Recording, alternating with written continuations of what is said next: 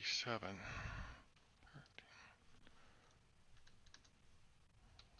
7. 200. Wow. Okay.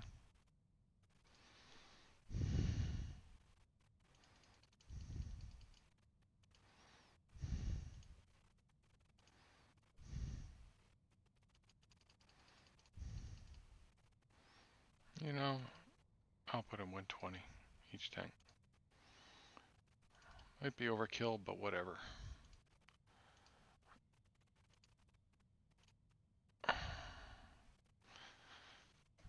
And those are closed. Parking brakes on. Chucks. What runway we going off of?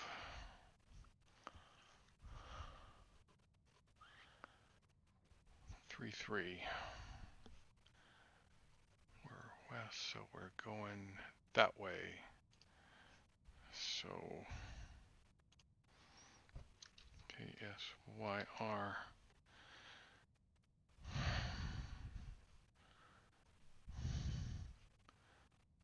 Airport. 3. So we are here. So I gotta go backwards and there. So what taxiway is that? Yankee. Hotel November Yankee Mike. Okay. I think we have to go up here to get on hotel. Onto golf.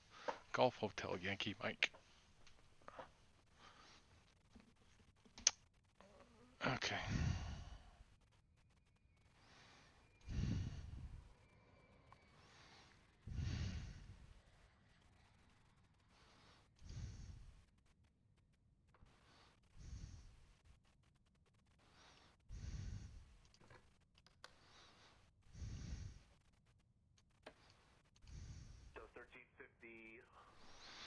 I think one last look at that sim. Maybe I'll get lucky. Nope. I'm flying in the hole in the middle of that sim. It's my own fault.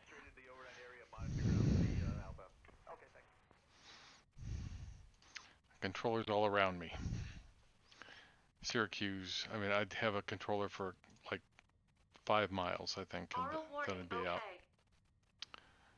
Alright, so that's good. Goes off. Good. We're all set.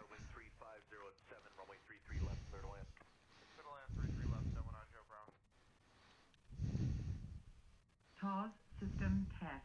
Okay. 2991.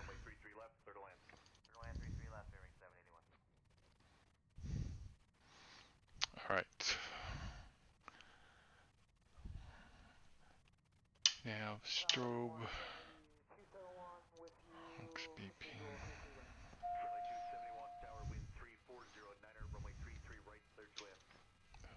1002.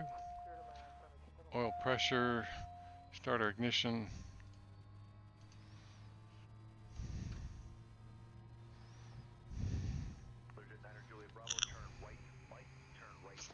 Light off.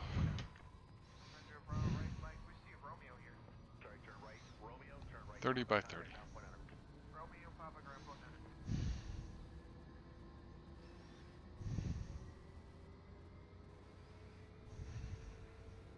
There we go. There's cutout.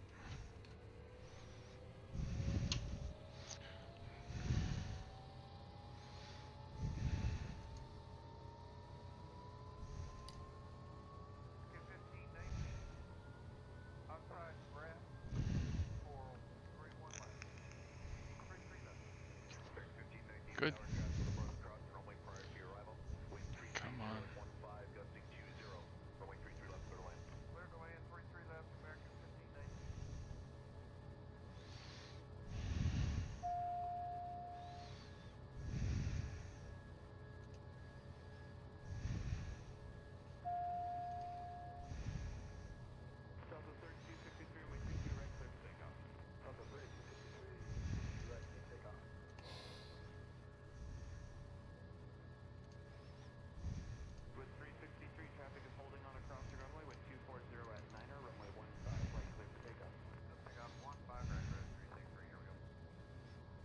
already blank.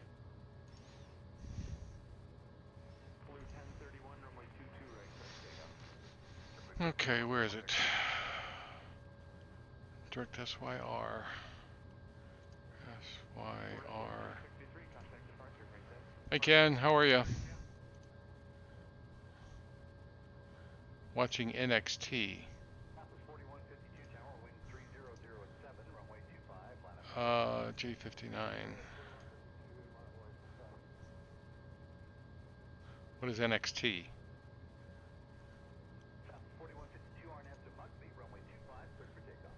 Sucks.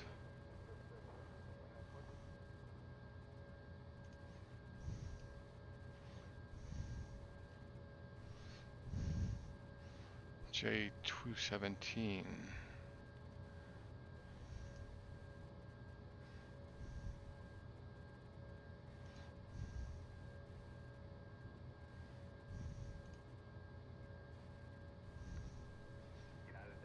PTG.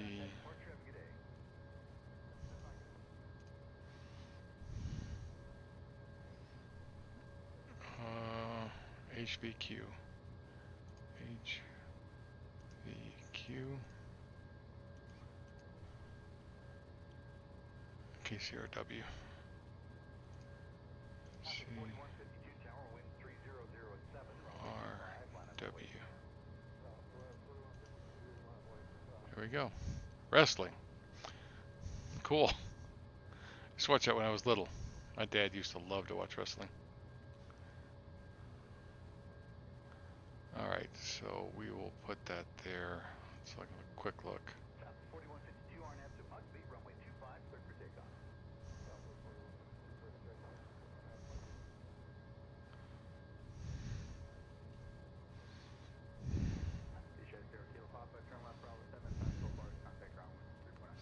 So many choices to fly here. So many places. I was looking at Pittsburgh. I was looking at Allegheny Airport. I was looking at Latrobe Airport.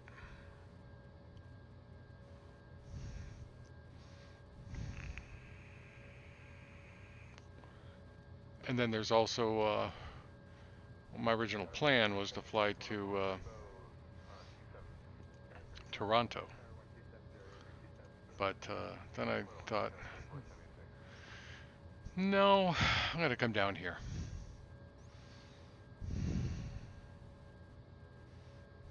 I actually flew into this airport with a Zebo. It's kind of a curved runway. And it's got some challenges.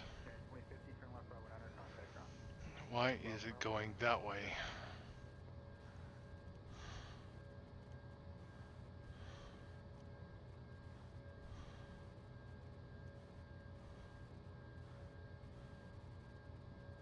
There we go.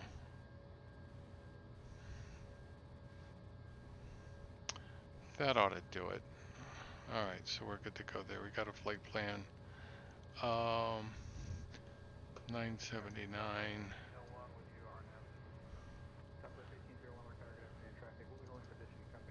KCRW. Let's go down there and see. Yeah, 947. Big difference. Alright, got that. So, go to the checklist. Strobes, aux PP, propeller starter. Starter, source selector. Throttle.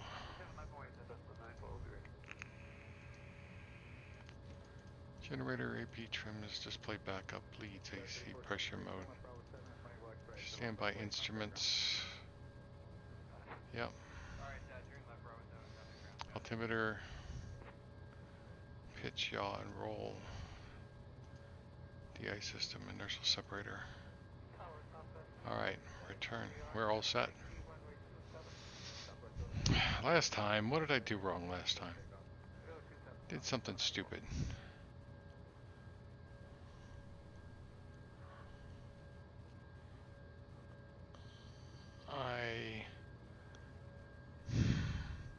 This was off. Oh, and the ignition was on. Look at that, it's on again. I didn't do that.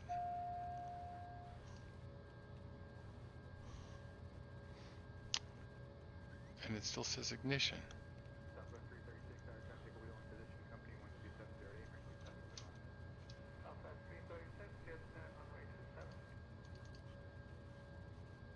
No, that was right. That's auto up there. I had it right the first time. Okay. Okay, so look at this taxi route again. Go. Alright, I'll go that way. Parking brake, taxi light.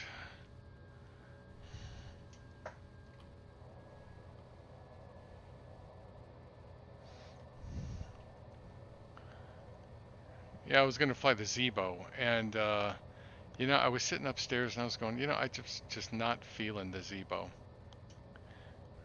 and you know, so I decided not to. I decided not to do that one.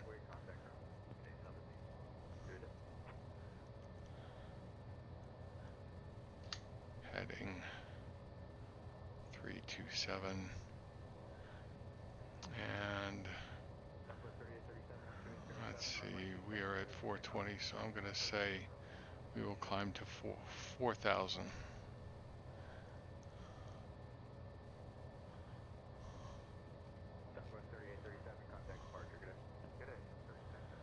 Yeah, I was just like, you know what I want to do? I just want to go up in, a little tight on these taxi lights, huh? I just want to go up an airplane and fly for a while. That's all I want to do. That's why I discarded Pittsburgh, Latrobe, Harrisburg, West Virginia, which I did not check, but I did look at the airports to see which ones might be interesting, and then I saw Charleston, and I know that's a nice looking airport. It's free, and it's got a sloped runway, so it's more of a challenge. It's 6,700 feet, and I got to tell you, I did the most horrendous landing with the Zebo at that airport. I mean, really bad.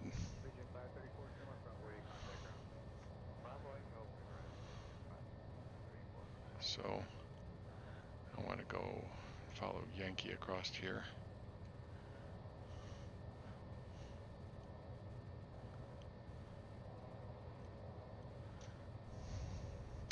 Our flaps down. Flight controls.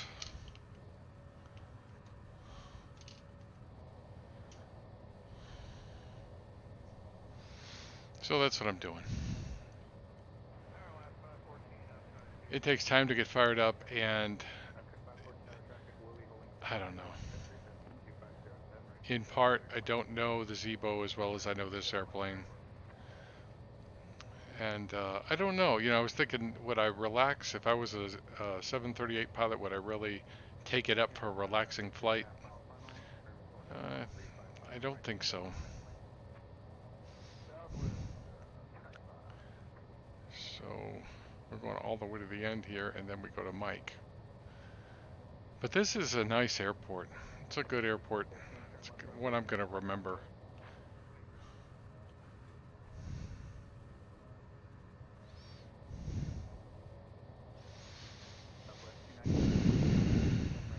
What is ground frequency? I'll tell you what, let's cheat. Syracuse ground. 121.7.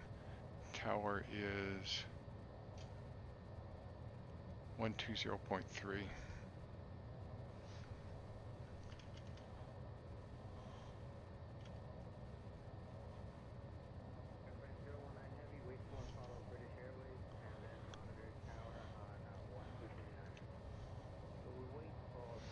Yeah, this has got a real nice airport feel to it, you know? Big wide field.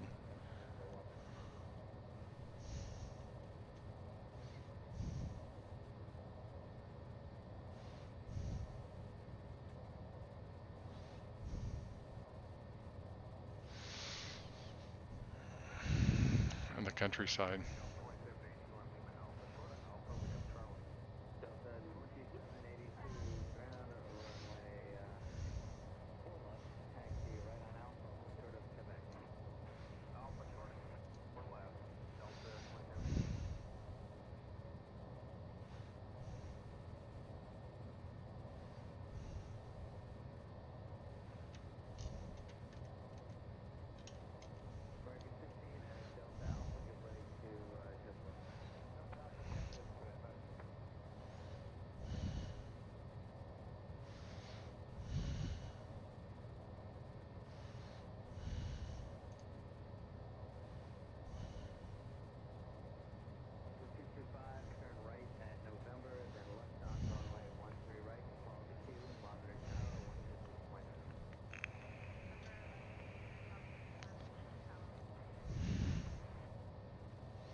I left the generator off. That's what I did last night.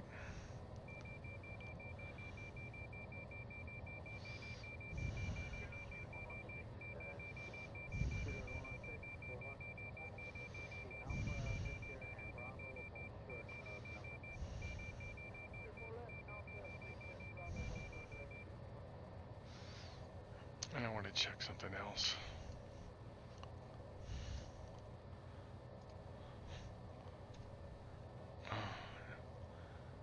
XPRealistic.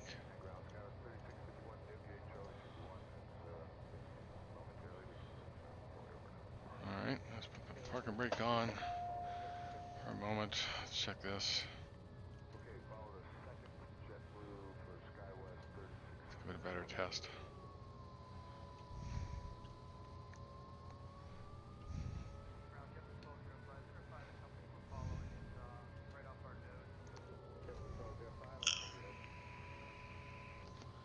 Governor checks. Where did the XPRealistic control panel go?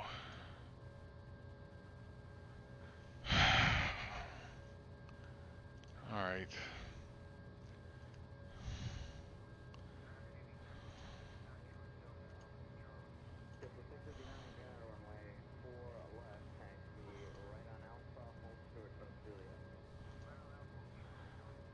I don't even know how to get it.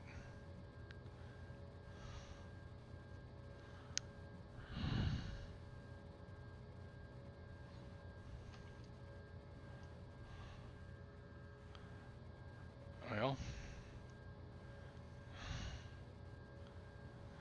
something busted, huh? Alright, well, we'll make do with what it is. Okay, so we're all set there. Gas looks good. LFE looks good. CAS looks good. Checklist. Check, check, check, check, check, check, check, check, check, check. Throttle flaps are set. Flight controls are set. Trims are set. CAS is checked. Fuel is fine. Altimeter setting LFE. Takeoff distances 85 knots. Alright, swap the tower. And what is approach frequency?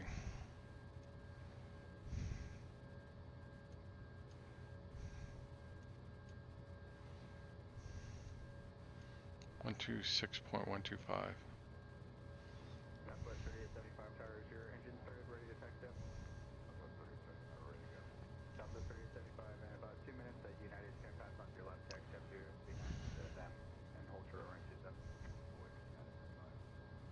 There we go. So lights, icing, flaps are set, transponder.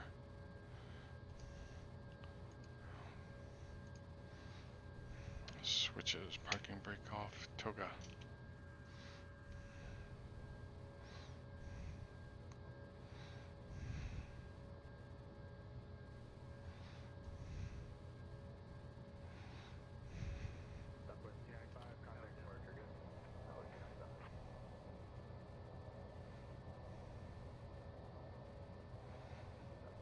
More or less straight ahead.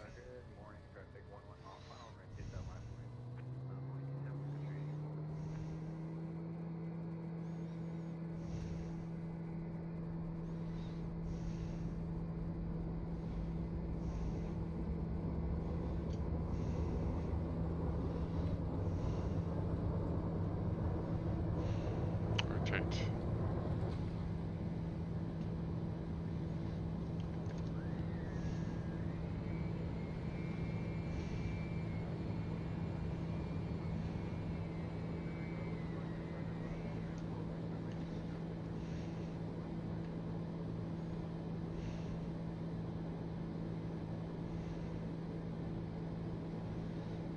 Flaps up, yaw damper.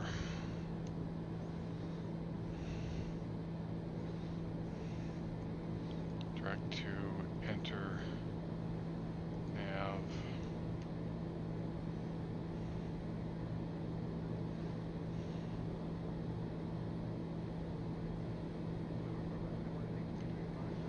Flitch.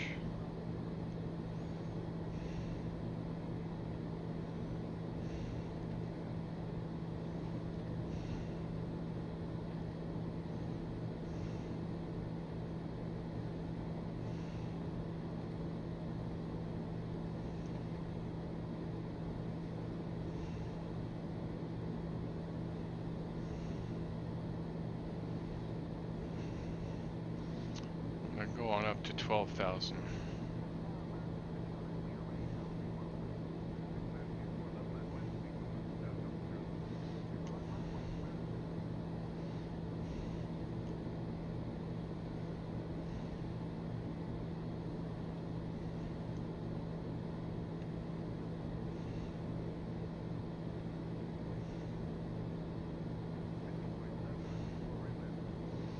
Left to 223.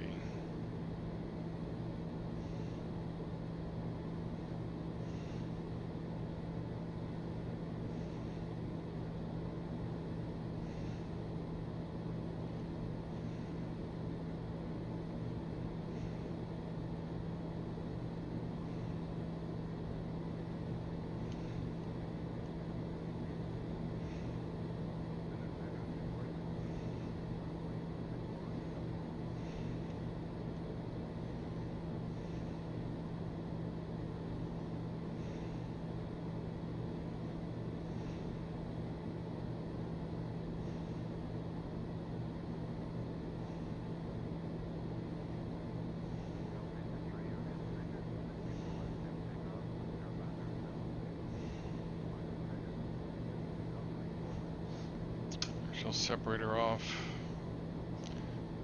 Lights off.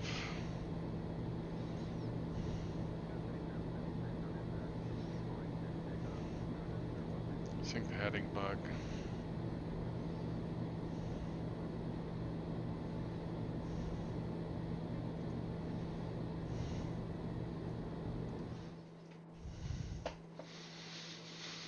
All right.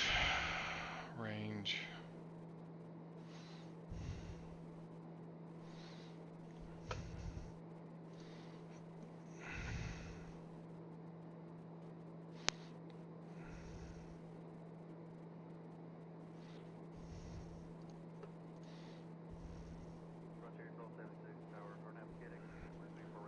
Two 80. Pressurization's working.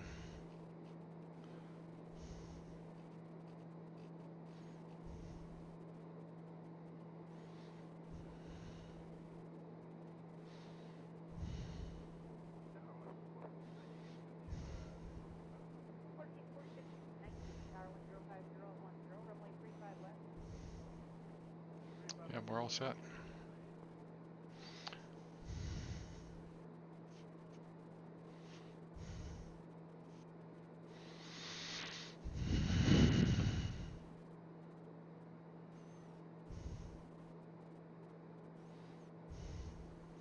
Yeah. In which airplane? In the Archer?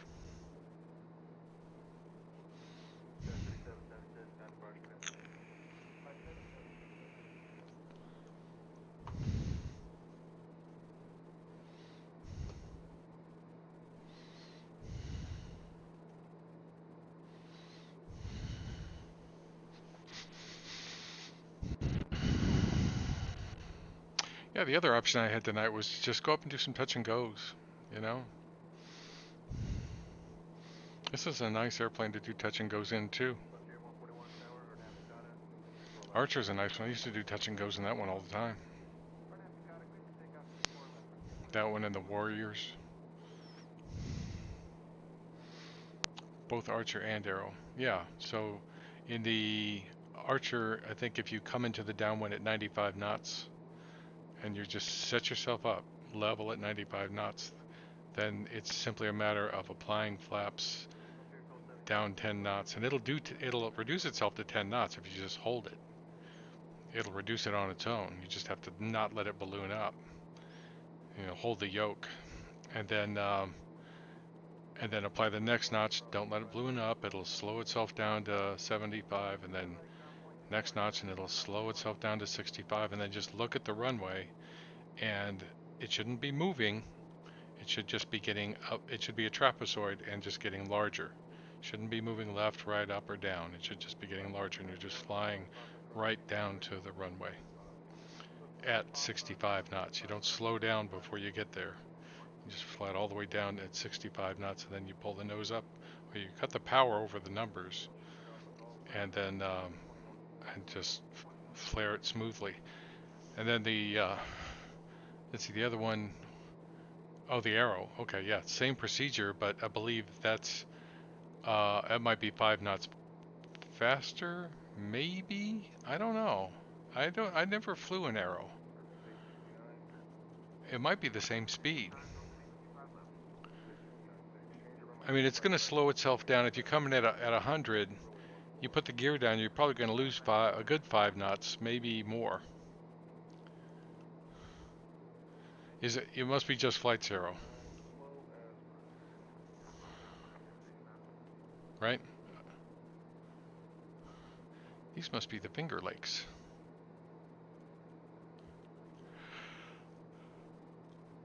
These were carved out by glaciers.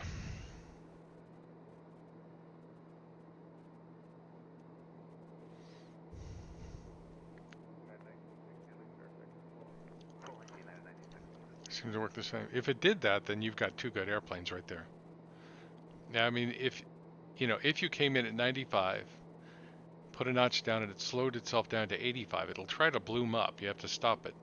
You got to hold your altitude, and it will slow itself down to 85. Um, and then you just power back from 2300 roughly. I don't remember what power you're set. Whatever power holds 95 knots is the power you need to be at, and that may be 2000, maybe 1900. And then you don't have to change the power again. Mostly you leave the power there. I mean, when you're coming down final, as you get more experience, when you see yourself sinking down, you'll add power, and you may nudge up the yoke a little bit, but it's power. If you ever read the book Stick and Rudder, I'm sure it goes over this really well. I never read it because I was already a pilot before. It, good book, but to get altitude, you need power. Pulling up the nose is going to slow you down, but it isn't going to give you any more altitude. It'll give you temporary altitude. Got to add a little bit of power to get yourself back up on the glide slope. So you'll learn how to finesse those. So 85 on base, you go 75, and on final, you 65, and just keep the trapezoid right in the middle and growing. And you should draw imaginary lines down it. They should disappear in the middle in front of you, and then be on either side of your airplane. So you're just looking at the sides of the runway. You should be right over the top of the white center line. Both are just flight. Yeah. Yeah, I did a brief demo flight of the Arrow. Had to fight with it because you only get 5 minutes, I think is what it was. And it wasn't enough for me to really get to know. And I wasn't really interested in the Arrow then anyway. We had an old, I believe Just Flights as a laminar wing. We had a butter bar Arrow when I was at our Aero Club. It was an old one. And, we had a Cessna 310. We had 2 Warriors, an Archer, and a Cessna 182. And then there was something sitting to the left of the 182, something low wing. And I think it was high performance, but I don't know what it was. That's typically what we had. Sometimes they'd switch them out for something else. I don't even remember Aero Club.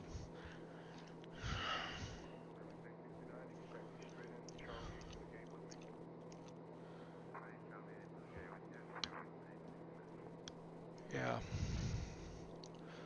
Yeah, if you practice, learn how to do closed traffic,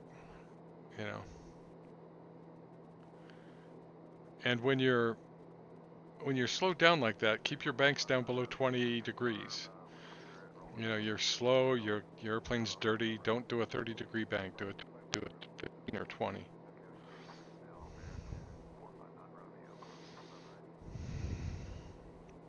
It's real tempting sometimes, especially when you're overshooting final to tighten up your turn. It's real tempting, but try not to. Start at 15, 20 degrees when you're dirty, when your airplane's dirty. And when you're climbing too, you know, because if you're turning, you're using some of your lift to turn. So shallow banks when you're climbing too. And then when you're level, then you do 30-degree banks. And then, you know, you can do steep turns too, which is like 45 and 60.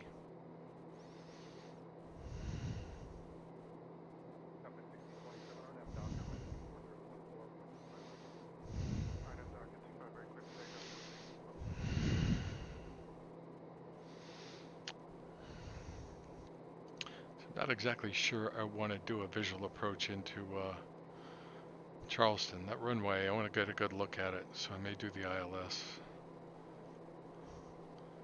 Let me look at my flight plan. Wants me on runway 5.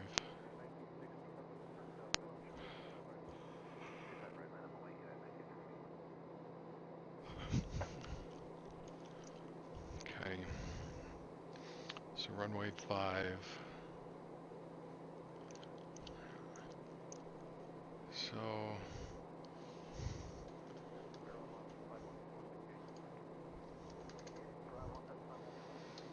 I used to love to fly touch and goes.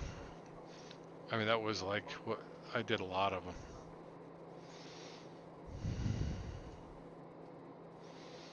Let's put in the ILS to 5. One level. And altitude is 3,500. So 1, 2, 6, 12 miles. So I can say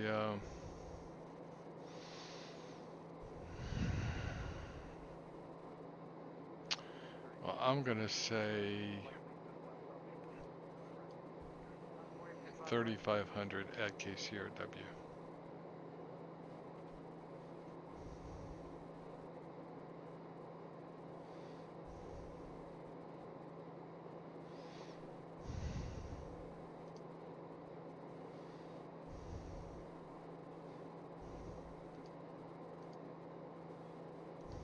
No, he did it again. Why does it keep doing that?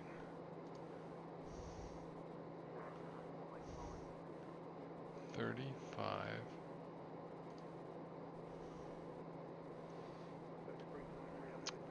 48 minutes. Yeah, this is going to be a bit of a longer flight. And from here, I'm thinking about going down to Atlanta. Wow, that is pretty down there. From here, I'm thinking about going down to Atlanta and then cutting back west.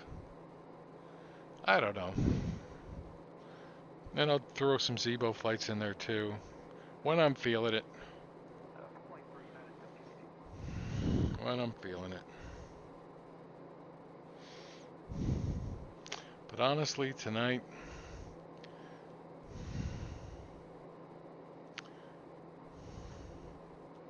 come on. He's not going to agree with me here. I'll just sit here and look at the window, look out the window.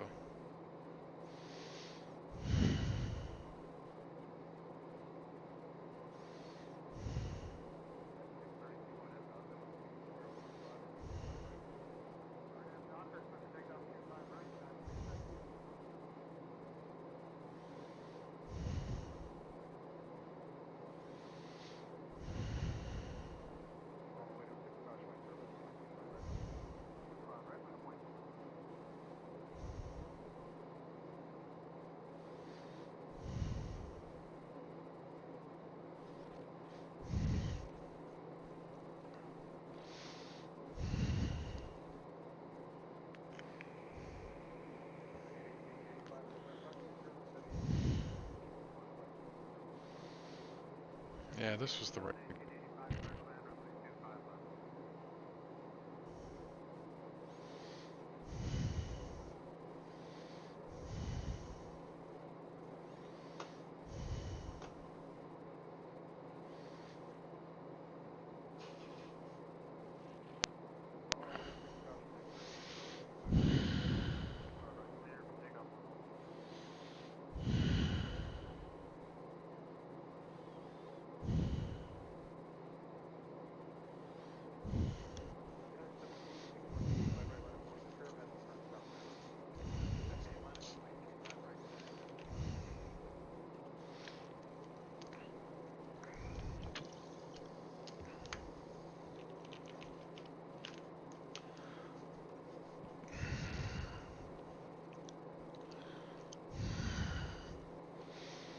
Boy, that's pretty.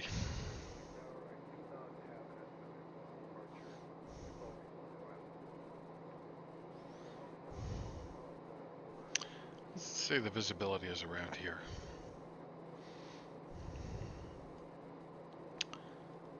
Oh, 10 miles. See, sometimes the airports just, once it's above some amount, they just stop there. 10 miles. Far away because, atmospheric blurring. But, I've seen, power plants and mill chimneys 30 miles away, and I look at the weather and it says the visibility's 10 miles. And talking about real life. So sometimes the weather people that's their default, whatever it is, 10 miles. So you can't always, it's one limitation to simming. I don't know what they could do about it. The other question I had was, when you're sitting in a Cessna, are your eyes sitting level with the top of the door? Top of the door? It depends on the Cessna. It depends on how tall you are.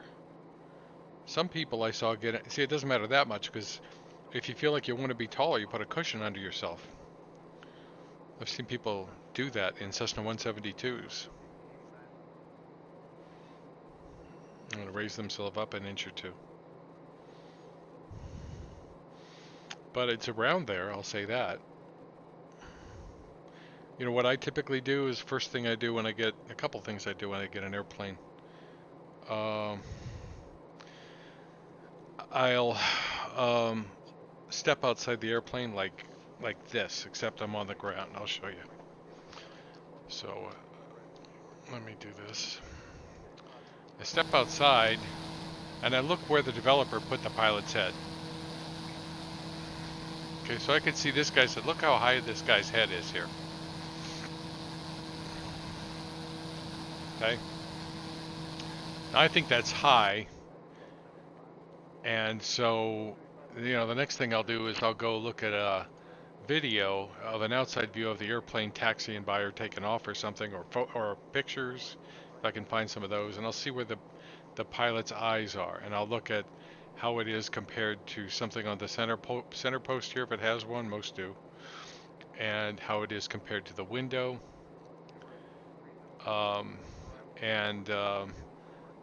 and I'll make adjustments like that, and I'll try to imagine what he's looking at.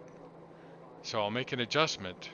Remember, he's got a wide field of view. He's got like 170 degrees field of view, thereabouts. And you've got this, you've got a monitor. Well, you can see what I see. So you do have to make a compromise there. But on my forward view, I don't know what kind of if you use X camera or something else, but I set my field of view to 92. All my other views are roughly 80. So that'd be right there is 80. You can't really tell because it changes fast. I'll have to check it, but I'm pretty sure that's 82. 82 is about real. 90 is a little on the wide side. But the funny thing about a camera, and I've got a video that shows this brilliantly, is the more you zoom in, the slower it feels. Like right here, you can see these clouds going by. But if I zoom in, now it looks like I'm crawling. You don't have that sensation from the clouds going by. And that has a bigger effect than you think.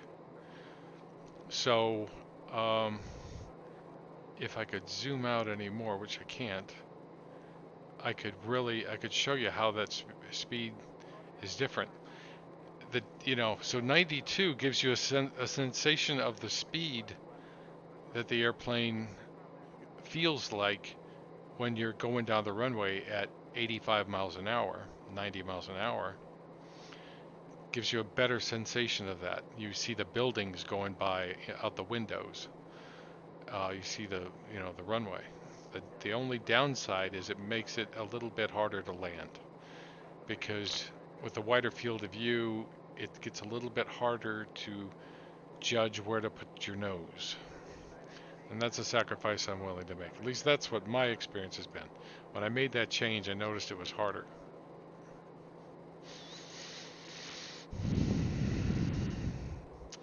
Yeah, so if you've got X camera, you can change just one view. If you don't, then you have to change all the views. And some airplanes have got it set to 92 across the board. It's no big deal. You know. But I believe that's 80. Well, here I can check. I can check if it. There we go. Okay, so here's my field of view. It's 78 right there, looking out to the left, which is fine. That's close enough. And this is 73.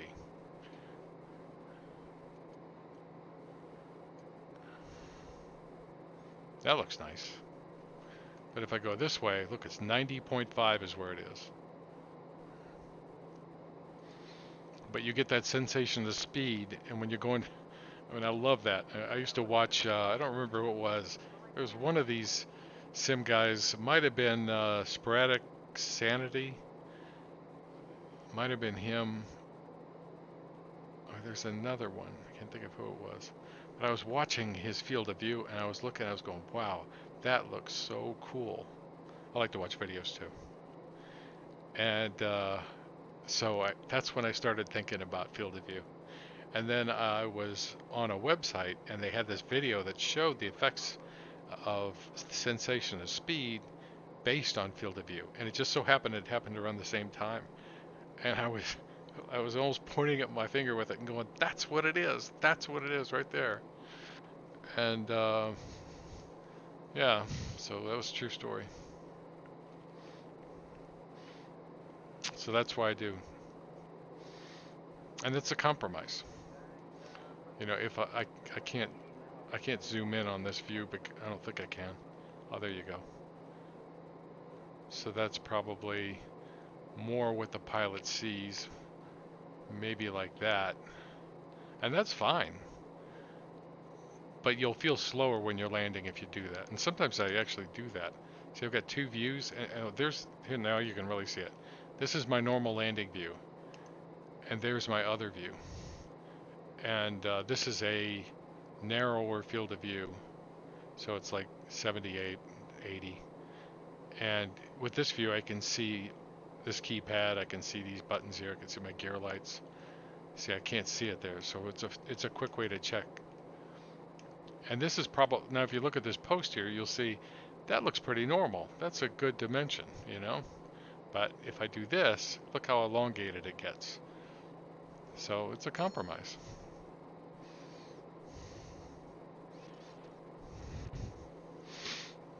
So yeah, something to put in your hat, something to think about.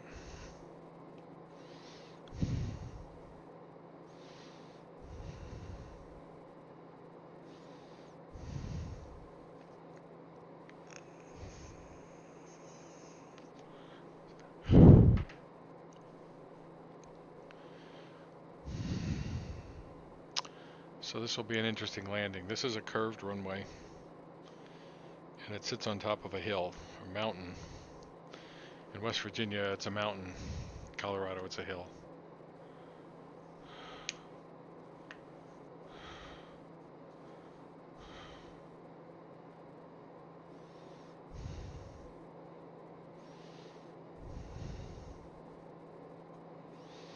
Got a good while to go yet. But you know what? If this was going to be my day, that's a good day.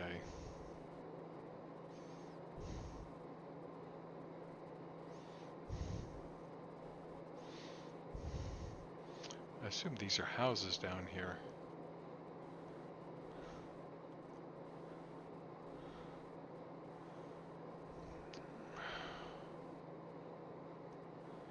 And I assume those are all trees. See, up here it looks like trees. Zoom in too close and yeah.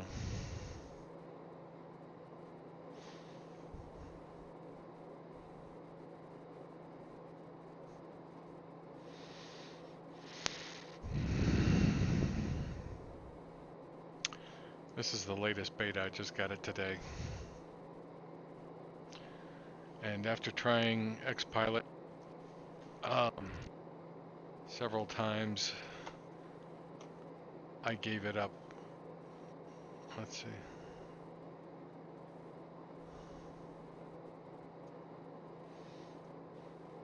And so I've reported it to the dev.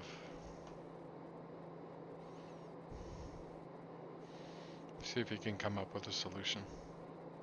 So I'll be back using Swift again until it gets fixed. I like XPilot a lot more, I have to say.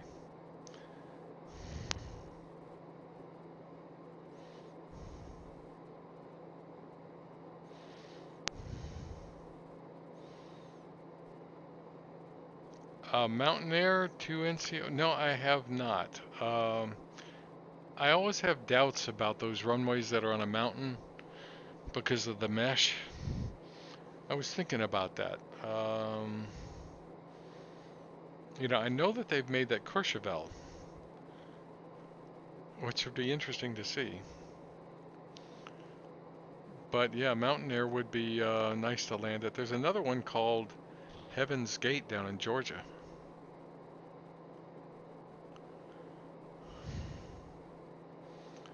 Hi, Gabriel.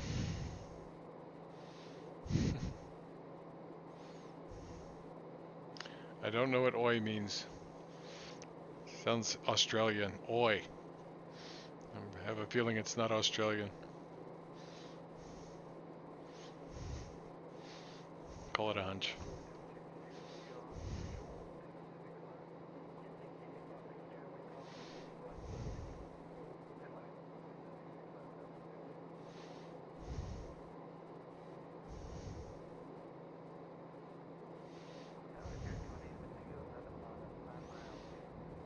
I hear thunder.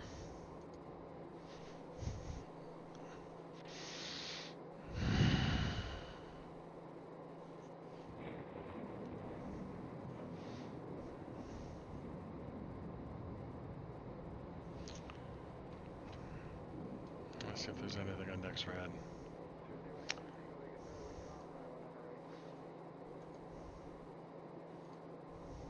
Oh yeah, whoa.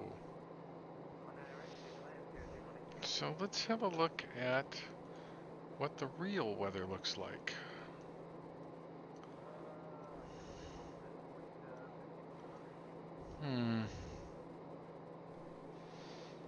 Where am I?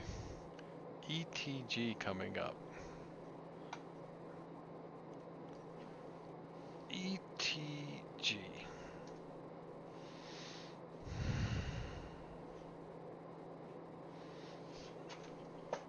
There it is. Yeah, that's actually not too far off.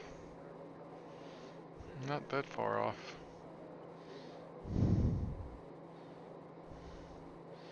In the real world, that weather is not, I mean, it's about 15 miles away from ETG.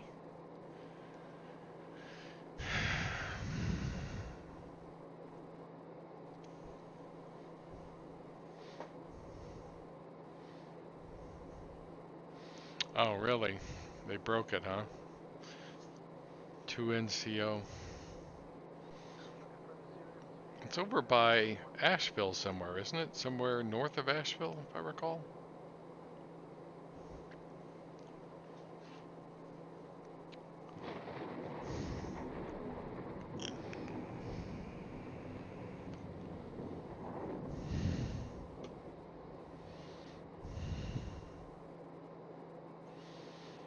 Got a little more weather ahead of us.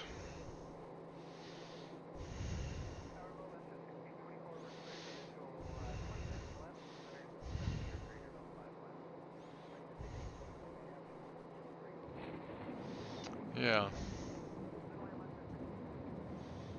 Asheville's a nice airport to do approaches at. There's a free Asheville on the .org that isn't too bad. Wilmington, nice one too. I've got to pay where Wilmington's really nice to do touch and goes or to fly into. I can show you how to hack the payware version to make it better. And I like to do touch and goes at Santa Barbara in California. In fact, that's where I do most of them.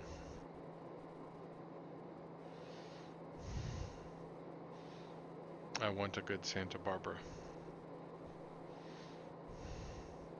There's some airports I just keep going back to over and over again.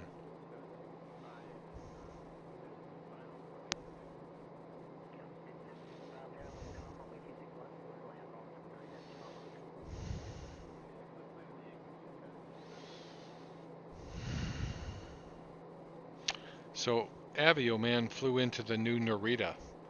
I'm amazed that somebody did a Narita, and it's free. I think I downloaded it too. So when I get a long haul, I might do that that trip. I flew to it 4 times. Let's see, from JFK to Narita twice. And then I flew back from Hong Kong to it twice. And I think those were, JFK flights were 747s. And the Narita flights, or the Hong Kong flights were, I believe, I was thinking about it, I think they were 767s, maybe? I don't know, I wasn't paying much attention at the time.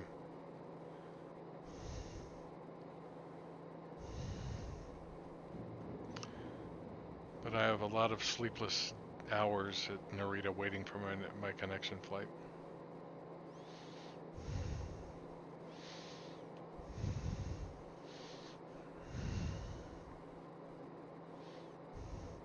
So yeah, I want to do that flight. I don't know if I'll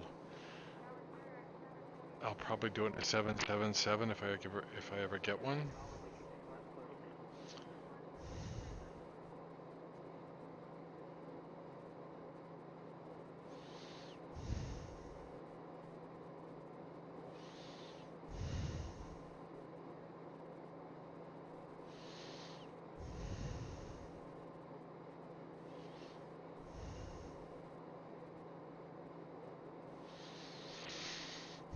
Yeah.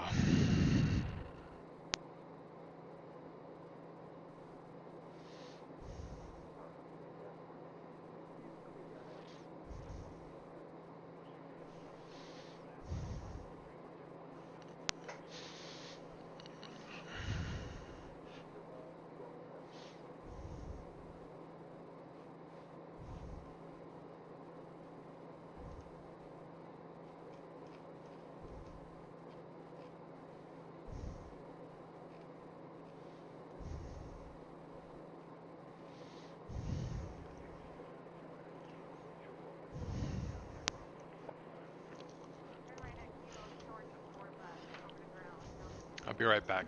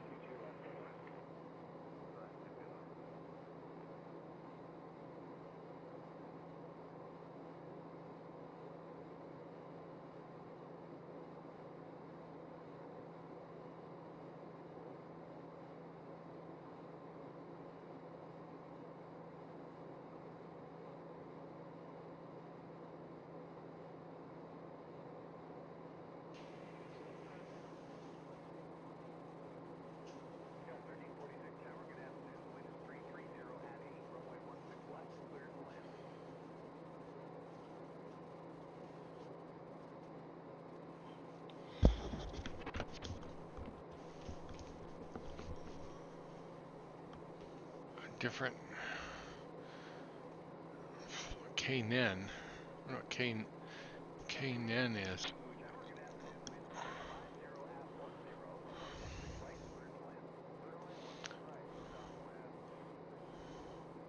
White House. Nulf. I think that's a Navy base. Are you talking about the new one that was made by Xcoder? Is that the one the airport enhancement package you got? Because there's like 3 of them, I think.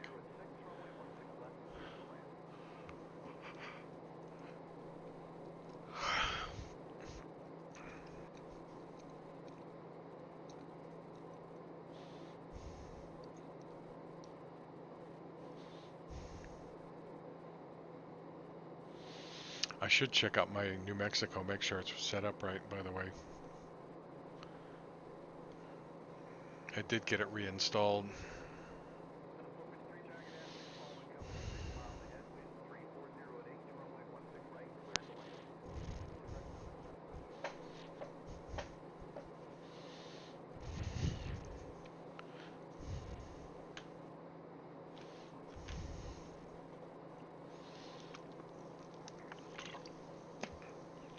I saw it.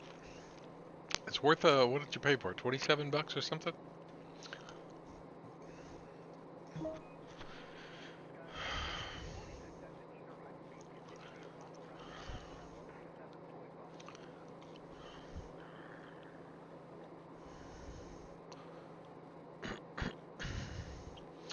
And news on Scranton keeps rolling along. I don't know when they're going to come out with this airport.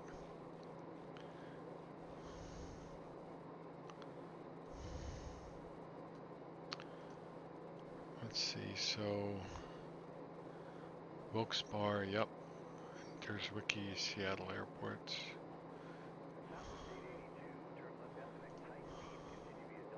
$23, okay.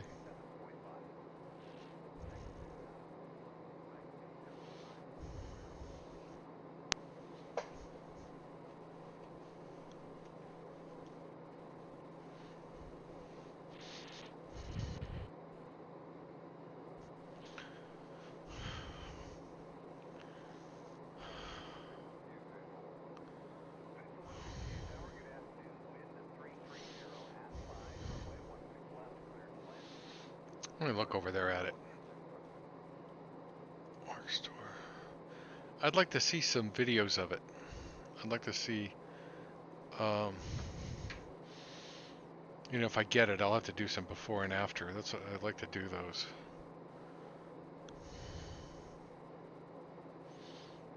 At least take a picture before and after.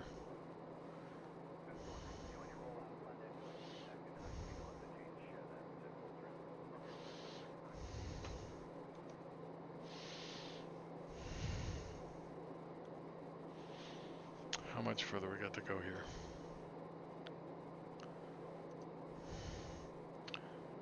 "21 minutes. Lots of fuel.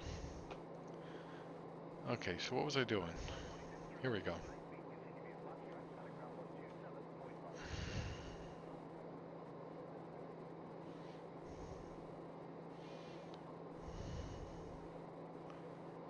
XP.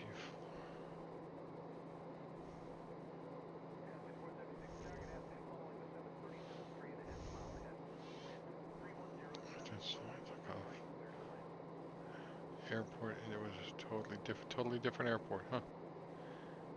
Let's have a look. Airport in hand. There it is. $22.95.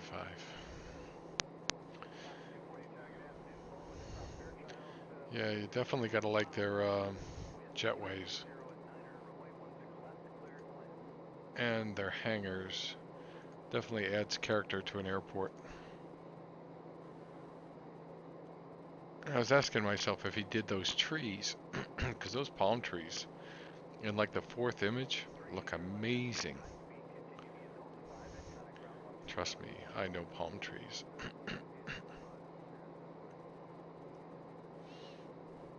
Yeah.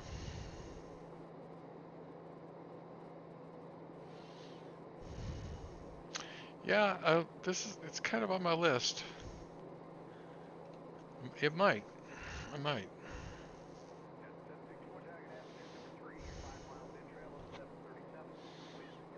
It's good to hear that. There's somebody else did some ground textures. Hold on, I think I could find it. A couple of folks did some ground textures, and one of them had wet runway textures, which I think is really cool. Uh, Hales, they're the folks that did it. They made runway textures that can look wet. Oh, it put fence around airports. Yeah, here it is. Somebody actually already did a side-by-side here.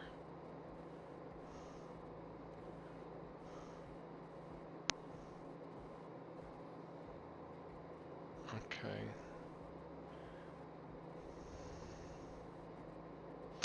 Yeah, I can see. Actually, let me zoom in on this.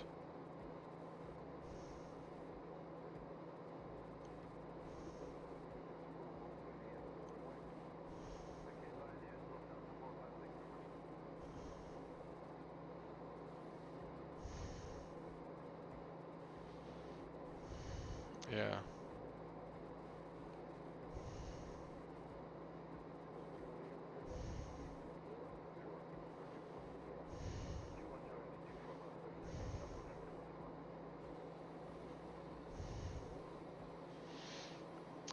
I wonder if the parking garages look any different, because I noticed that the parking garages look a little too clean.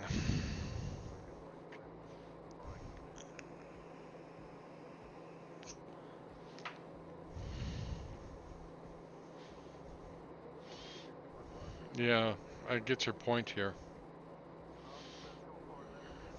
Those look more realistic.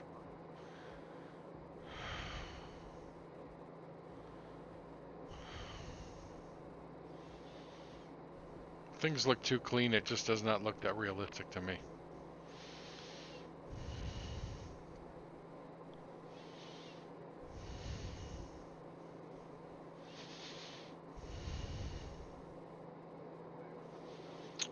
Is that a missing texture?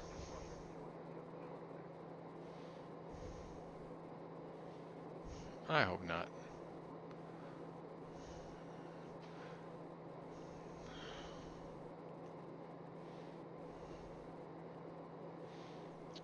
Let's see, I am in West Virginia and Charleston, so I should be dead square in West Virginia. And that was there the other day. Unless it's mountains. We will see. Because that looks like a mountain. Let's go outside.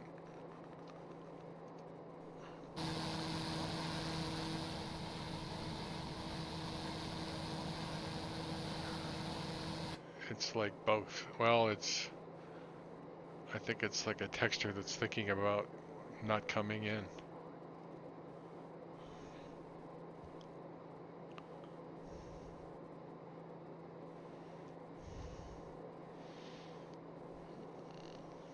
You have not flown in St. Louis yet?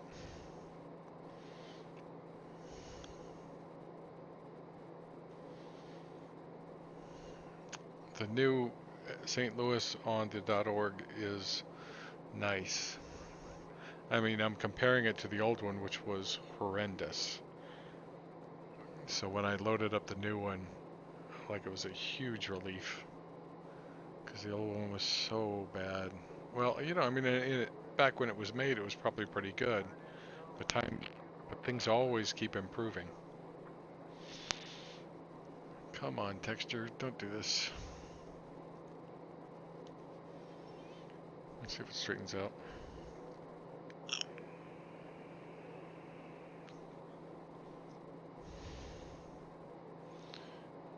It's weird. I don't know what that is. Because it looks like I've got a texture right there. But something up here is flickering.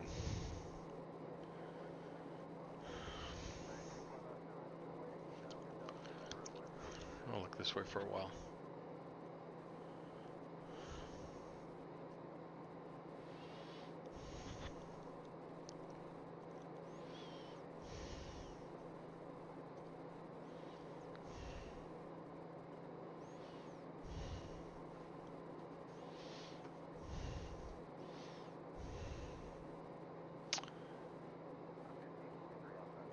And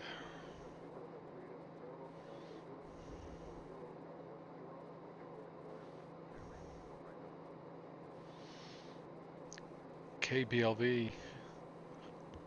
I landed there once. I'll take a look. Yeah, let's see if it straightens itself out. It may have something to do with the weather, because I can see the land. Or something.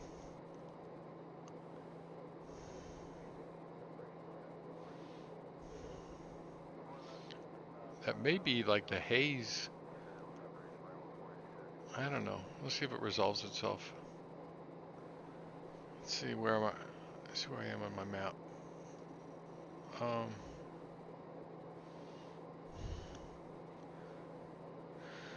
Oh, flight plan. Doesn't show a mountain over here.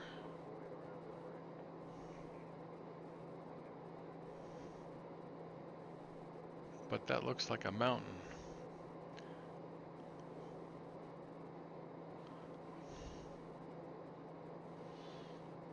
Yes, isn't it? $2 million.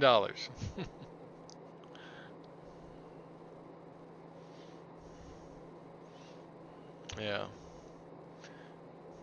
It's the hot start TBM.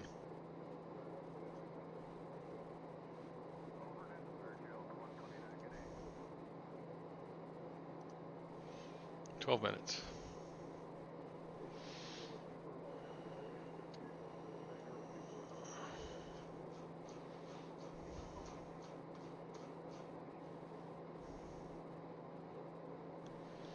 That's right, isn't it? I better set up this approach. HVQ is right there. 10.3. Swap that. And then nav to 117.4. Swap that.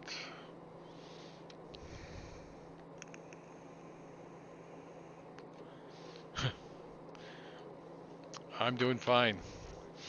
Black Knight, how are you? Final approach course.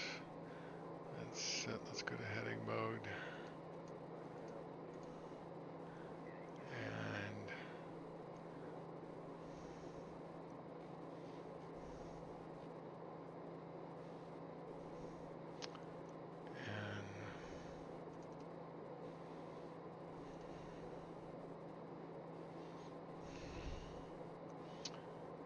And let's go to flight plan. Actually, not flight plan. Let's go to proc. Enter ILS 05. And what do I want? Shoal.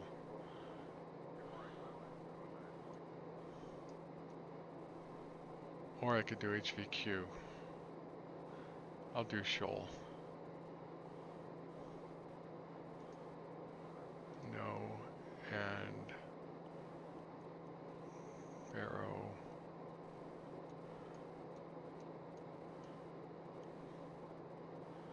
$11.97.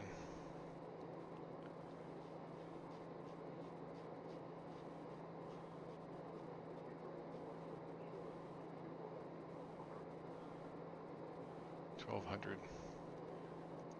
Enter. Okay, we're all set. How much is X-Plane 11? $60,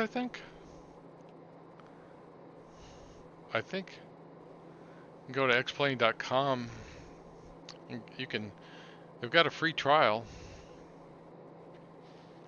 You can fly around. I think Alaska, not Alaska, Seattle and Hawaii for like 10 minutes or 20 minutes or something.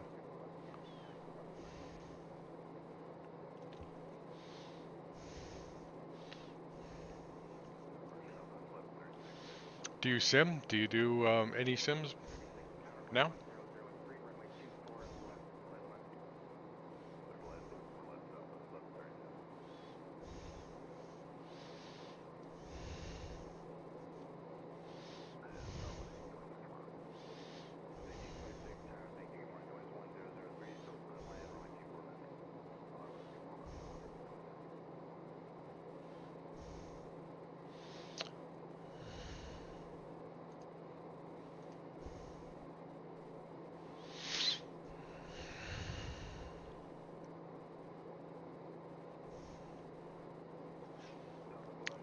You do explain.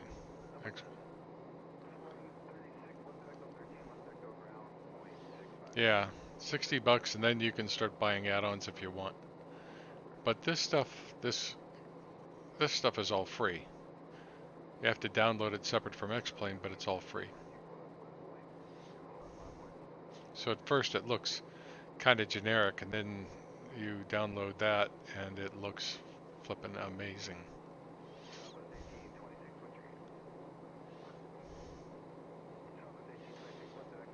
Let's see, so we're direct there, and then the approach.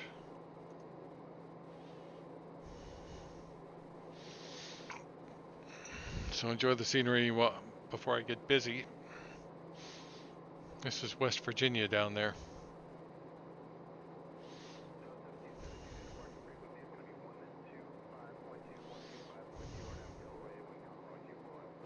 Oh, you do explain on your phone. You know, I had that years ago or something. How many planes do you get when you start? About 5? No, 10? Some of them are okay. If you go to xplane.org, you can download mods for them. But you get like the Baron, the Cessna 172. You get a 747. I think you get a helicopter. You get a 737. I can't think of what else.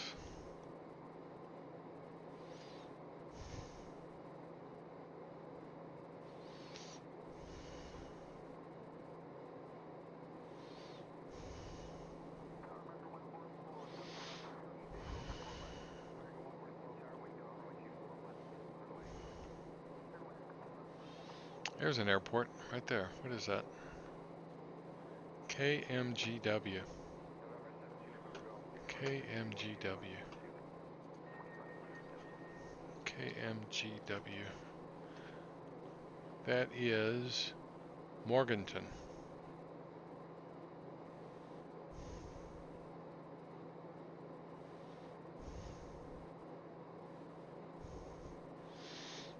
Morganton. Why does that ring a bell?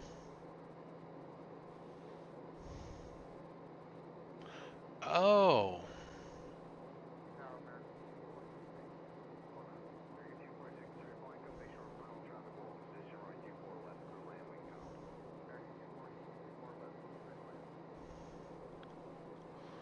I used to stop at Morganton.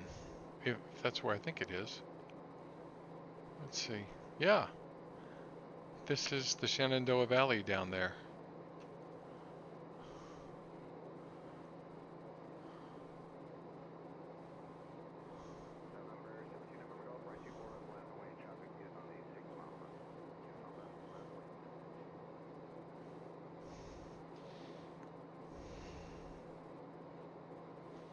Trying to remember what highway this is right here. That means we'll be sneaking up on Roanoke sometime soon. If I'm right.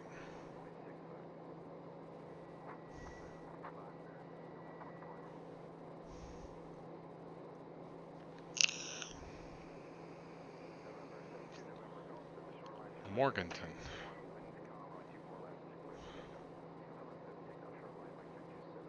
No, this isn't right. I don't think it's right. Like the Dreamliner. There is a Dreamliner for X-Plane, but you know, it's made by a company called Knight or something like that.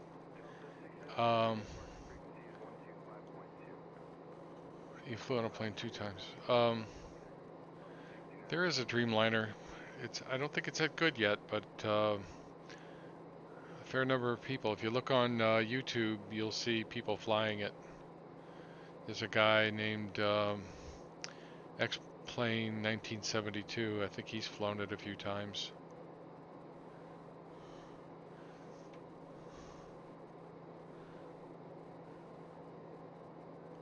KCKB.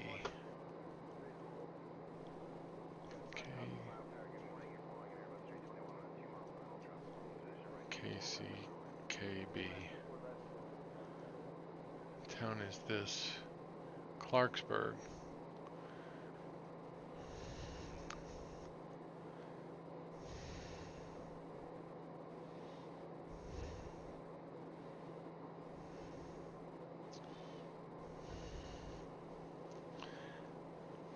I may be right. That may be the Shenandoah Valley down there. It just doesn't look like it from up here. I'll know if I see Roanoke.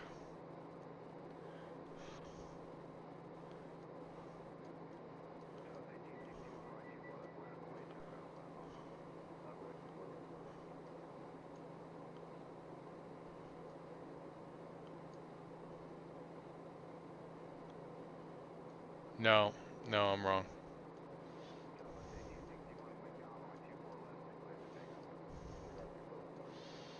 I wish there was a good Roanoke. I wish there was. I'll have to go look. I have to see how it is.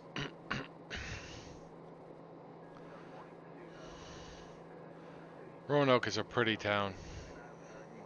You see it from the highway as you're driving by it. I've never stopped in. I don't think I've ever stopped in. But just from the highway, it looks beautiful.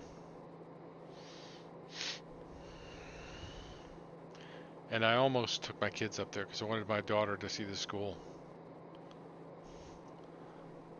I've got to be within a minute. I did not hear the lady say, give me my 2-minute warning. Or my, oh, still 2 minutes away. So she'll say something here in a second. We have traffic.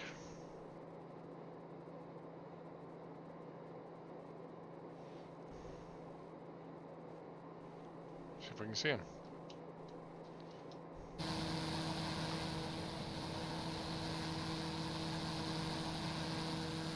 I would think he'd be up there.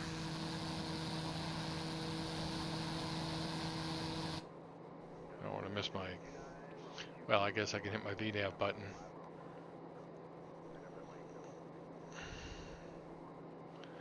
Did I fly Dreamliner?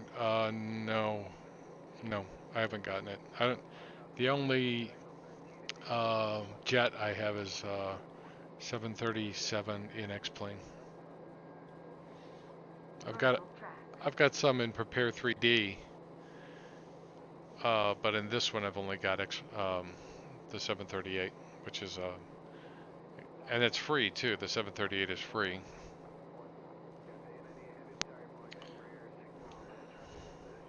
And it's nice.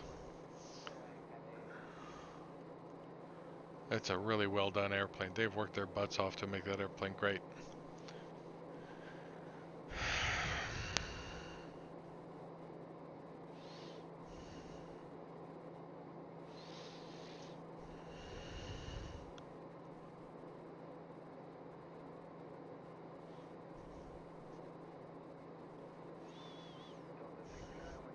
Yeah, go look at, I mean, you're looking at this video, but look at some more. You know, see if it's your cup of tea. You know there's a new flight simulator coming out too, right? Black Knight?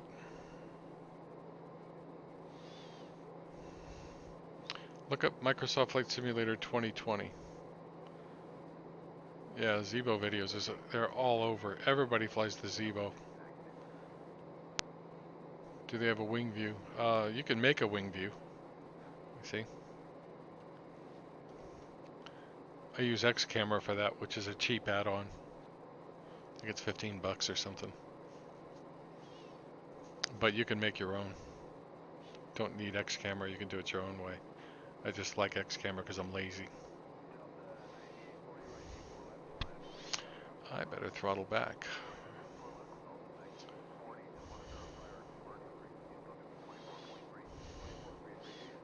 Make all the views you want. There's a view there, down there.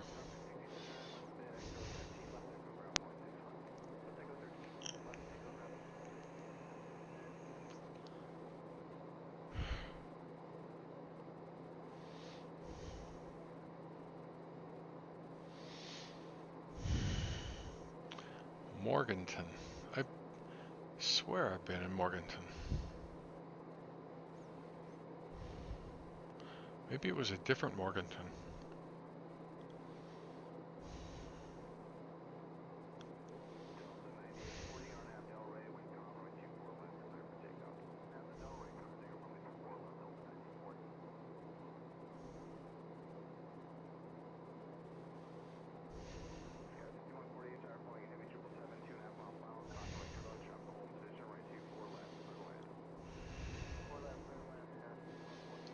So I've got views like this, all the views I want.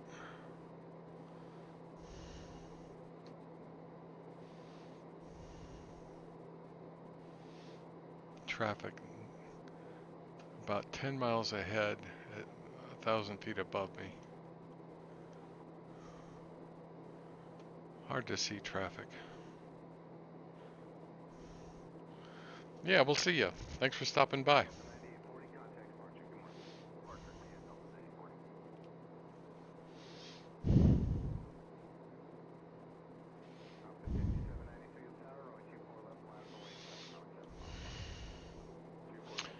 So right here,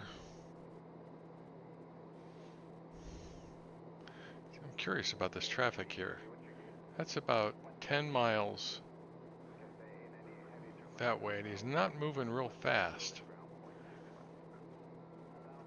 Nothing turned on my... I'll have to check to make sure my AI is not turned on.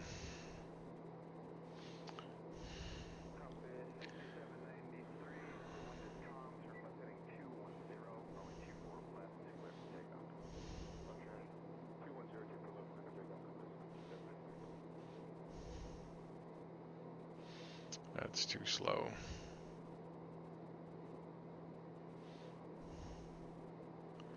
Actually, I want to see something.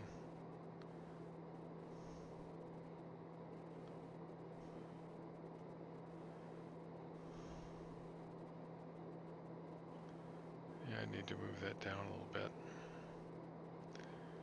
Need to adjust my curve. No, I'm not. There was no VATSIM controller flight. And I was kind of in a hole. There was VATSIM all around me. Really, possibly there could be VATSIM. No, probably not. I mean, it would be close. There's VATSIM to the west and to the south of me. And to the east. But most, closer to the west. But yeah, it was another airport that I could have flown into. The flight would have been a half hour longer. Is Covington in northern Kentucky. It's actually Cincinnati Airport.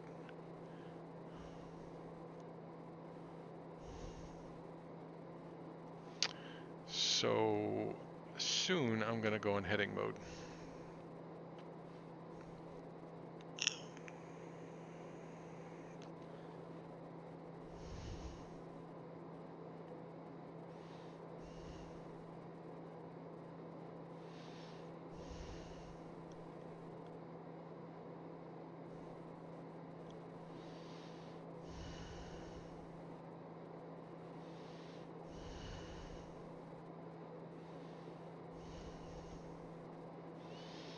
Soon I'm going to come off of nav. Wow, I'm still at 21,000 feet. What's the altimeter? This airport is 1,000 feet up, and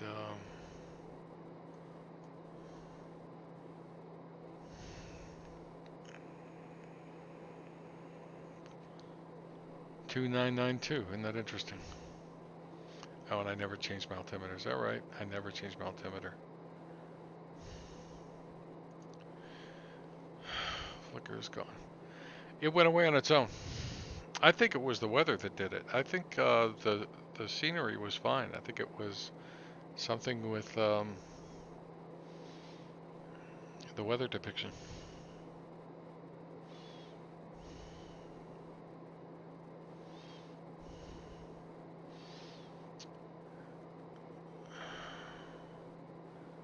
So it says, oh, I know what it's thinking. I know what it's thinking. That's interesting. That's alright, we'll be fine.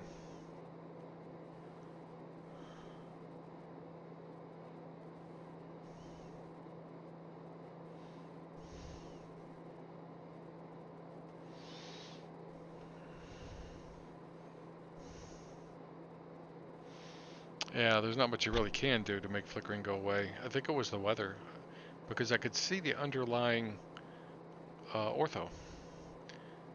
So I think it was had something to do with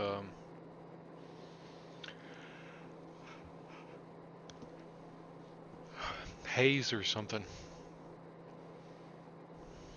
First time I've ever seen it, I think. So we're at 18,000. Active sky. Happy with it. I honestly, I don't know. I was thinking about it today. I don't know whether these clouds are better because of something Active Sky did or something X-Plane did. I actually think it's just X-Plane. Are you running the beta or are you running 11.41?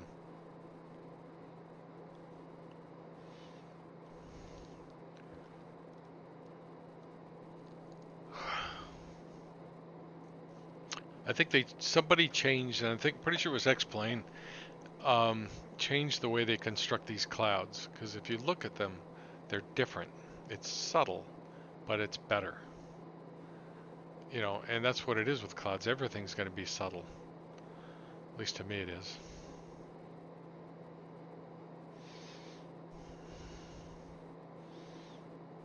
So we may need to descend a little more, a little faster.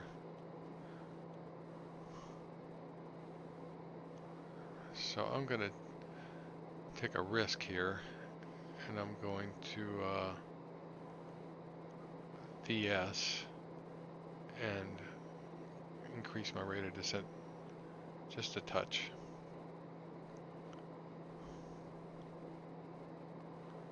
You wait for the update. Yeah, you may see your clouds look better when you get to X-Plane 11.5. This is beta 14 or 15 now, I think. It just came out today. Are you running a Mac or are you running a PC? I think for a PC it's ready to go. I don't think there's anything more they could really do.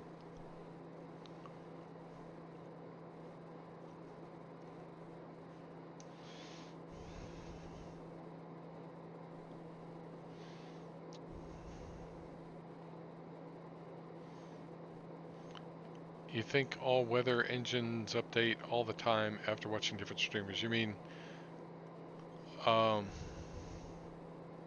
PC? Yeah, for a PC it's probably in pretty good shape.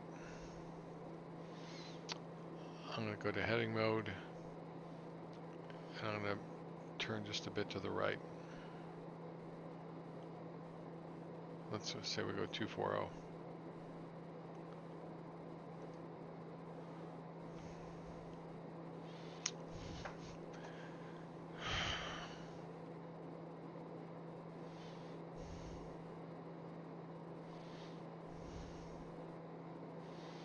That ought to set me up on a good downwind.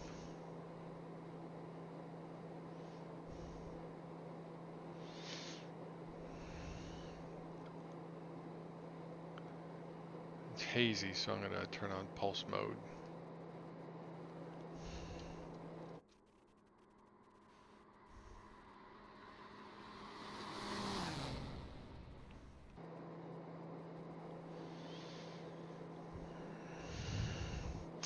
Yeah, it annoys me that the weather refreshes all the time. But it doesn't annoy me a lot.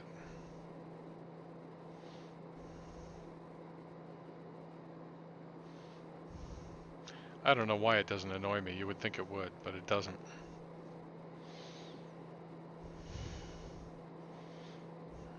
I don't think it refreshes when I'm in a terminal area getting ready to land. SkyMax Pro, I noticed a difference this morning in Florida. I had some black in the clouds.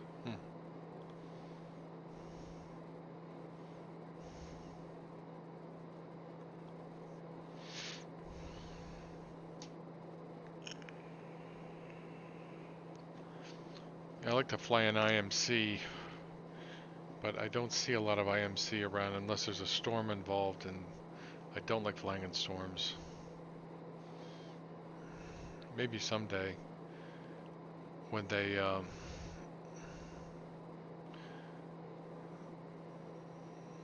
let's go 230.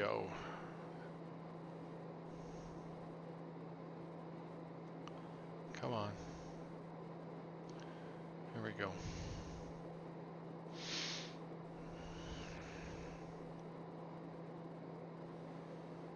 No, it doesn't.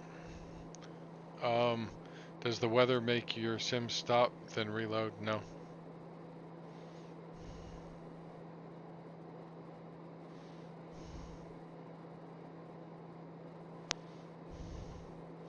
Nope, it doesn't.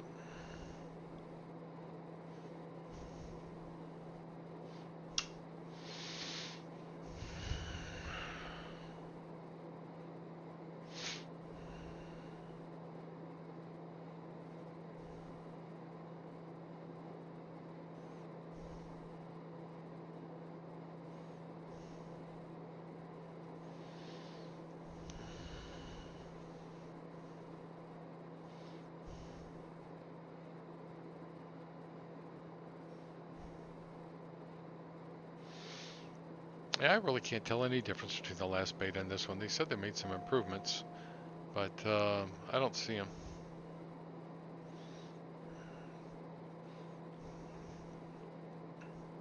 So the airport is right over there somewhere.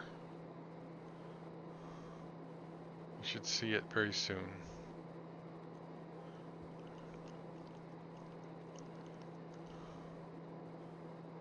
I think I see it. It's right there. It's on the top of a hill, a mountain or whatever.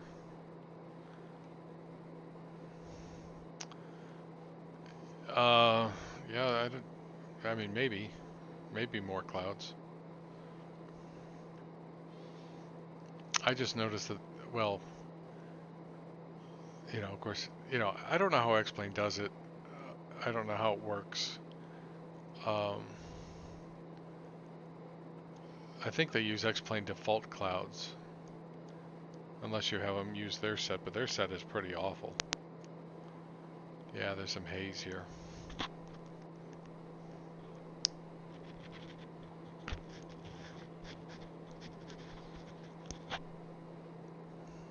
Go back.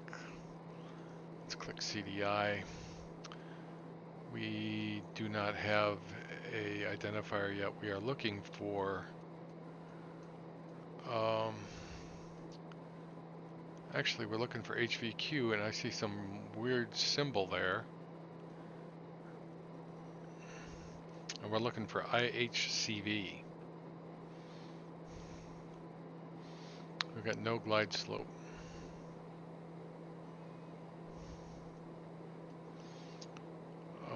Missed approach altitude is 3,500 feet. 124.1.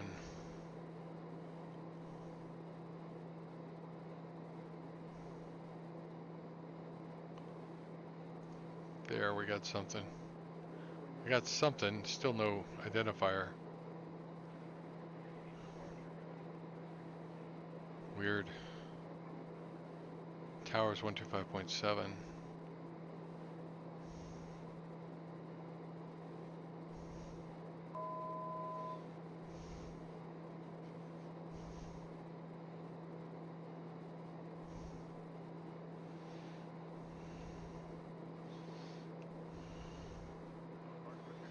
Pretty town.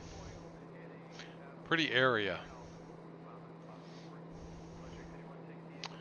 Let's zoom in so we can figure out where we're going to turn.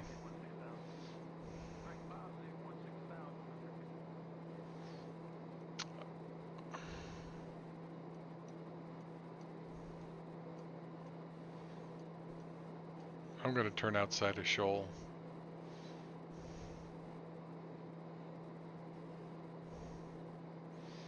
Okay, so now we're level. Let's get our speed down. Let's cut back to 55. See if that does it.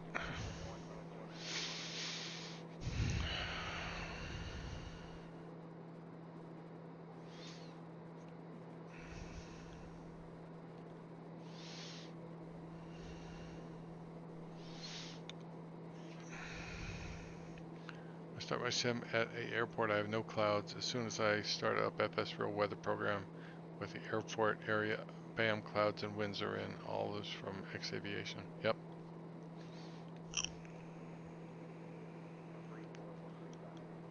I'm pretty sure that's the one I got before I got Active Sky.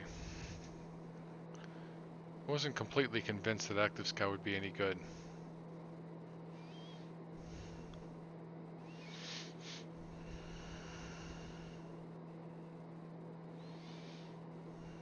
But I liked it.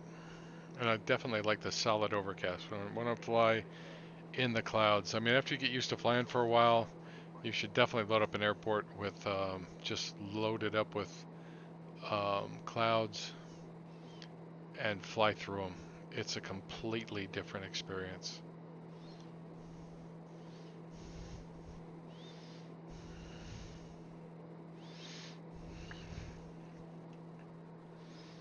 I don't have my instruments license.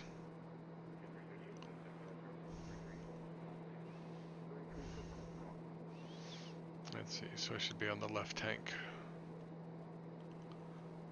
Let's go to the left.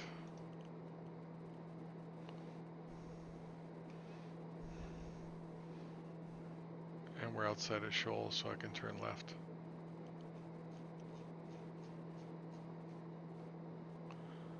I still don't have an identifier. Neither.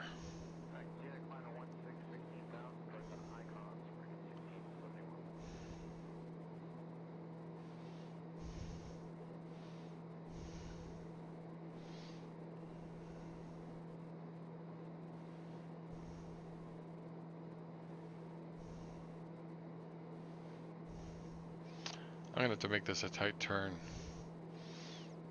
Okay, so let's put in flaps 1.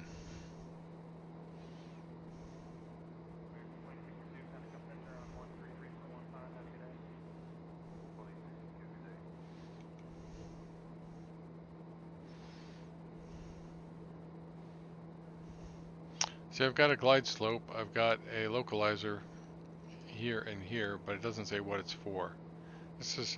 And this one should have a VOR identifier. It should have the identifier for the localizer right there. I think it's just a minor issue. I'm VFR, so I'm not worried. It's a sim. So let's turn left heading 080. Arm the approach. We're all set.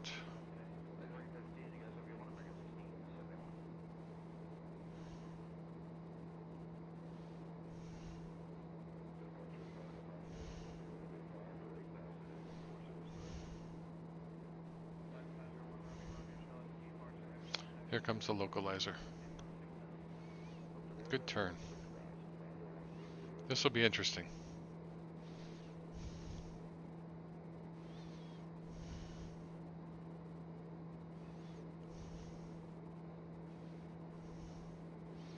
On the localizer, still no identifier.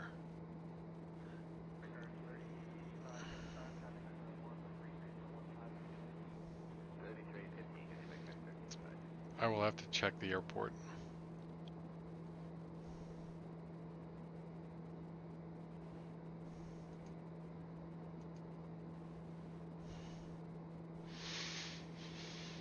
Okay. And then we can go down to 2900 to Kanko if we want. I don't want.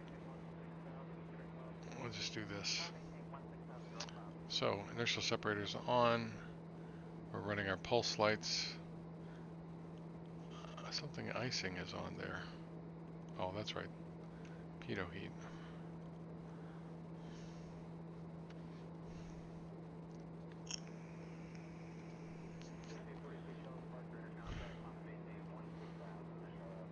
Yeah, I leave active sky on. I just leave it on, and when it connects, it automatically puts the weather in. So, you know, sometimes I forget to start it. Here's the glide slope.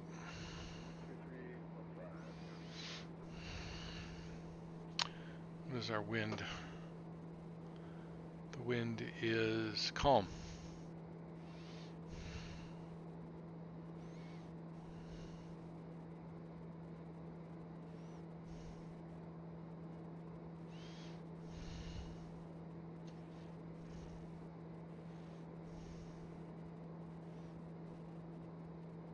Gear down.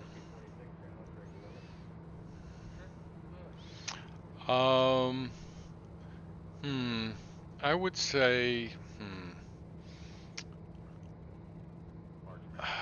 I need to get the airplane down, well, first off, I got to get the airplane down to 100 and below 178 knots.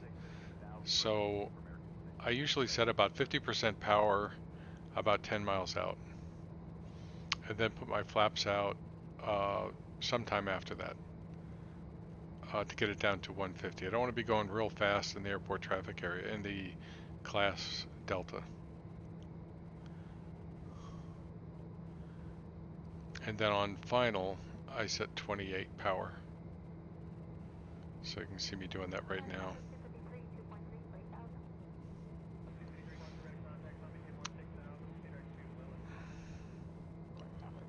It's hard to do with my throttle. There we go. It doesn't have to be perfect. Weather conditions make you have to go up and down a little bit. And then 1,000 feet above the airport, I put on the last notch, which is a real, I hate doing it because this airplane tends to bloom when you do it. So you find yourself really pushing on the controls to compensate. It's a little different than a real airplane. Because in a real airplane, you hold the controls still, because the controls try to sort of move and you don't want them to move. So you have to, it's the worst part of sim yokes, unless you have a force feedback yoke.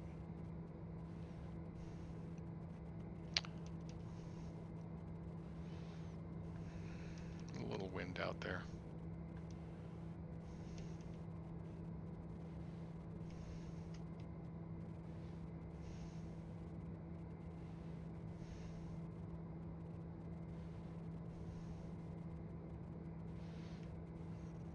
Alright, so that's about 1,000 feet. Now I'm going to push the nose down and apply the last notch of flaps and try to stay on that flight director.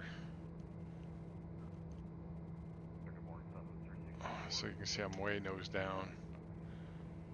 And as my speed comes down, then my flight director is going to come back up.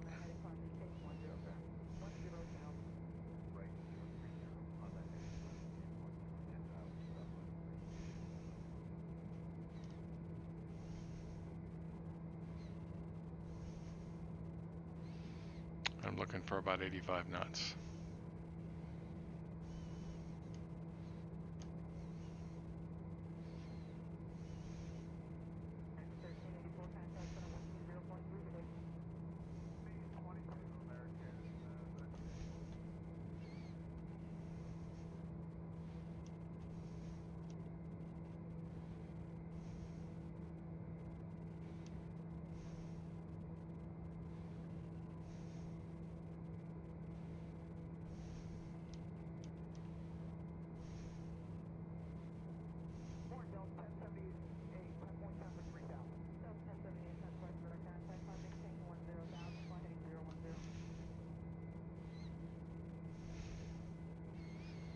See what I mean? So there's 88 knots.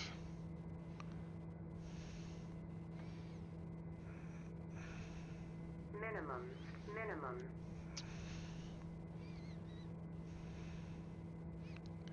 3 green. It wants me to go over there, but the runway's right here. 84.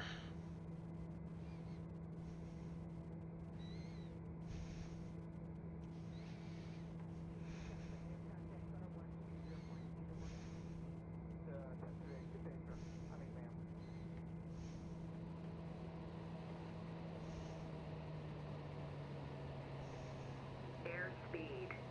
Yep.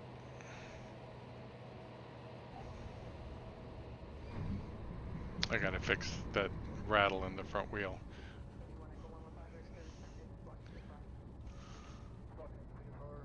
I'm not gonna make that.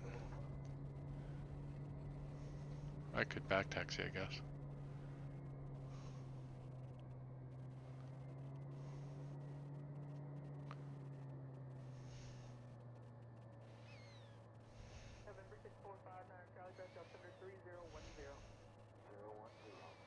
It's a lot easier in a TBM than it is in a 737.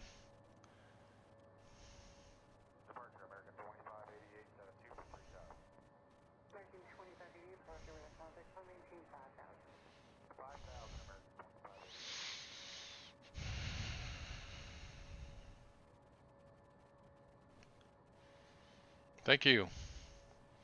Well, I've got XPRealistic running, and I've got it turned up too high.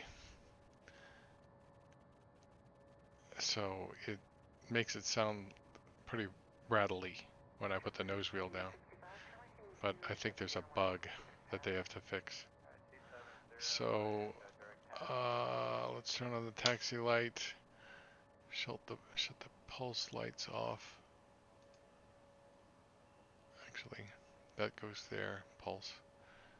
And lights, icing, pitot heats off. Transponder is fine. Flaps.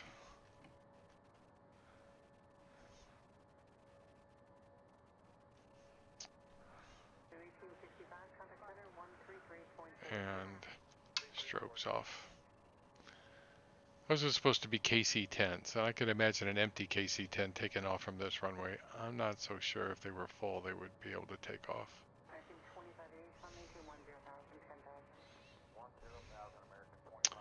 Let's see. So where would I park?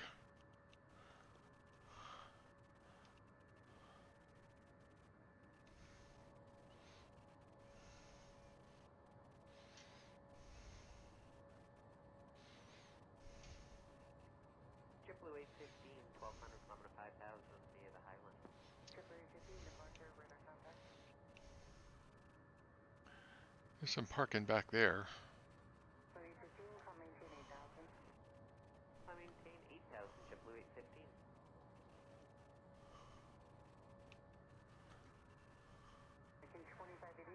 I guess that's where to park, over there.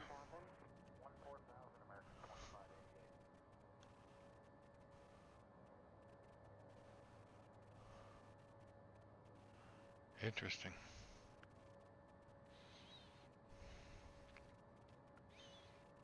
Now let's stop here.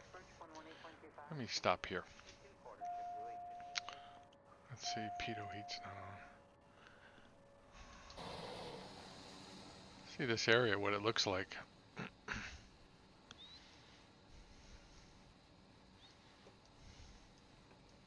Charleston, West Virginia.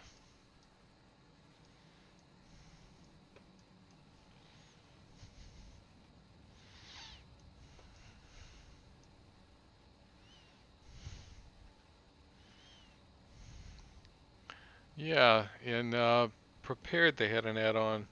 I think it's called Where Are My Airplanes is what it was called. And you could, you know, have all your airplanes parked at a single airport, and you just pick the one you want to fly and take it flying and then come back. But yeah, all your airplanes would all be there in one spot. Yeah, they came out with that about 3 years ago, I think it was. Pretty cool idea. I want to do a replay. See if I could do replay mode with this thing running.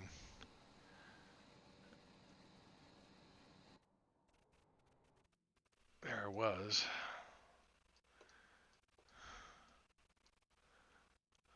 There I am. Come down here.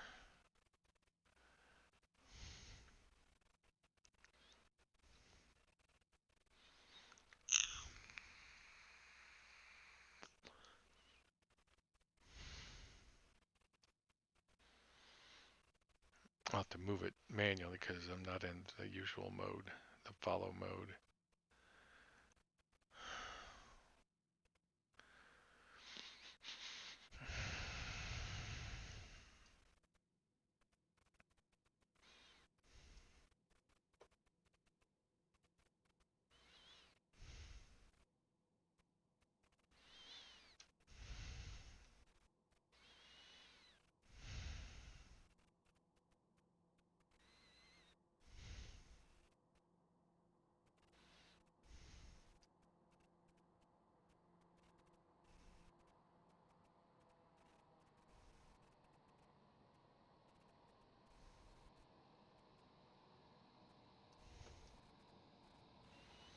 Yeah, that looked about perfect.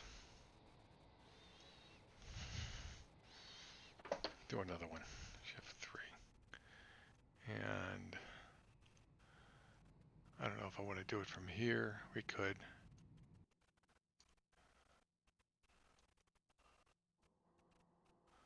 There I am.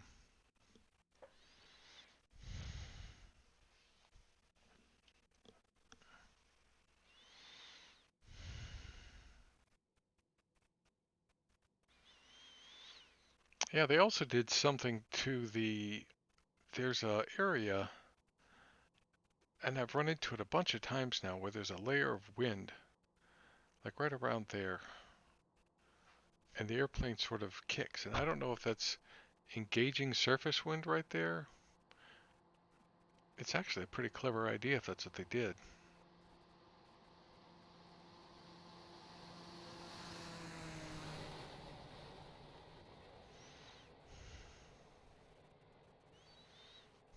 I can't zoom, can I? Yeah, I can.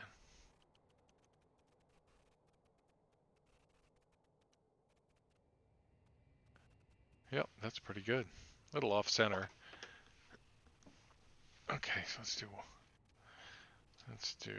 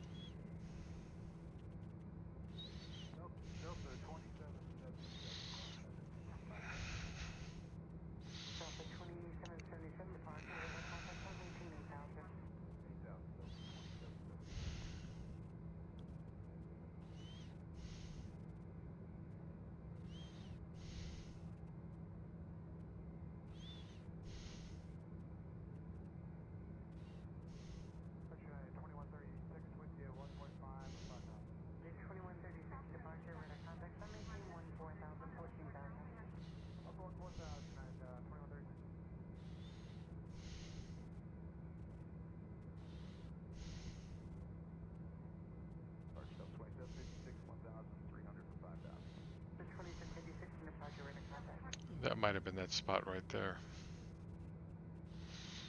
It's actually pretty clever because, you know, you get closer to the ground and the wind changes.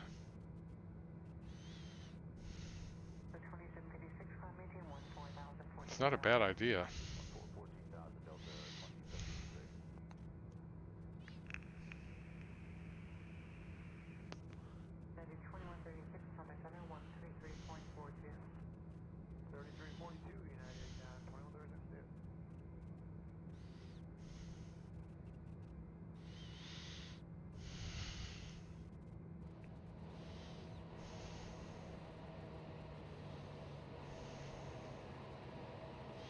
There's a couple of changes I want to make.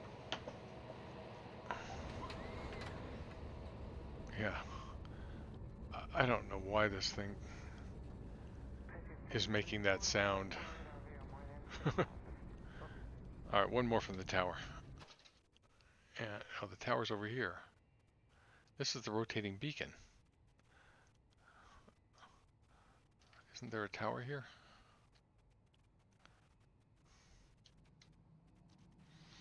Not gonna let me move.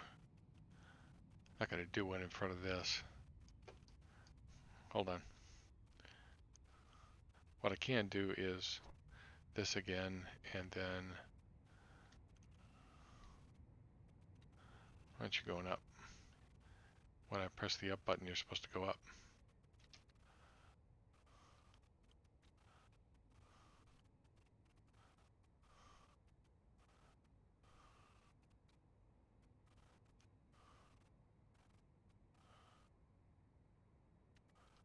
Let me turn around, try it. Oh, actually, do I need to do that? Well,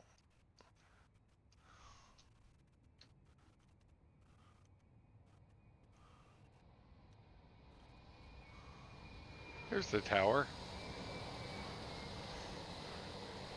Let's do a C. I don't know.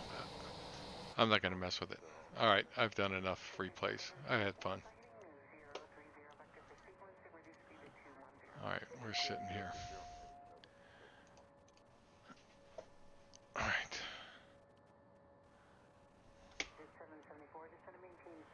We'll go park. What level is this airport? You mean what altitude? It's right about 1,000. It says 900 and nearly 940 feet.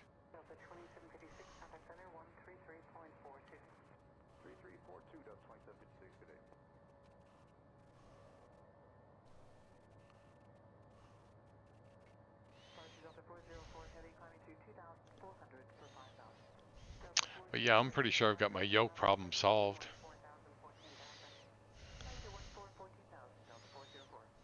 I had several bad problems that all converged at once. So this will work until I get my new one.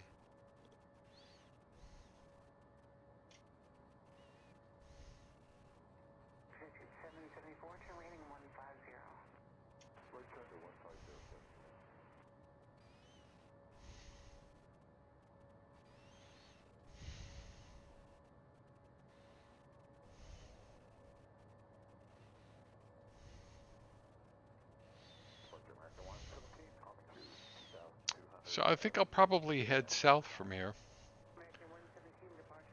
and then go across to Memphis. It's a habit I always do. I tend to go to Memphis or St. Louis or both. And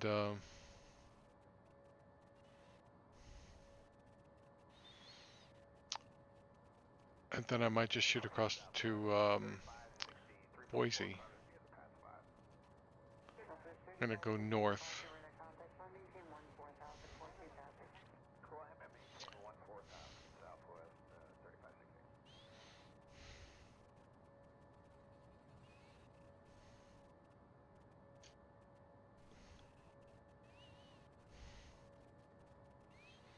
Pretty nice little, nicely done, this airport. So will I leave from here or wing it? Not sure what that means. I'm not sure what you mean there, Ken.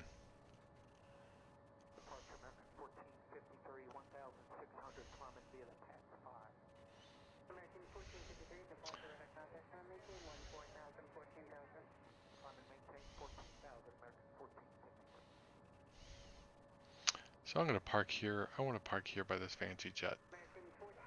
Because, yeah.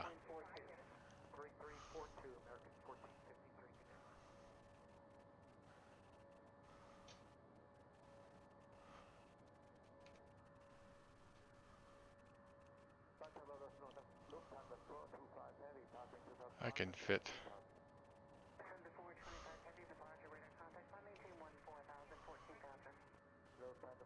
Yep. Park and brake timer. Is park and brake on? Because it's acting weird.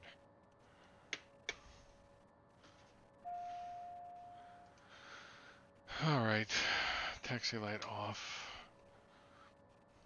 That's fine.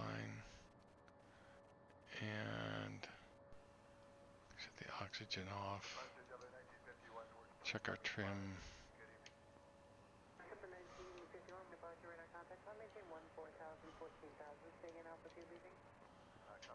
And ailerons. That's right. Shut that off.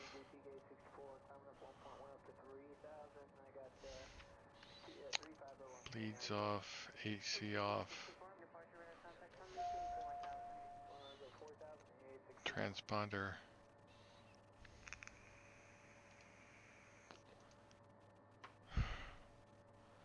So if I go here, here, here,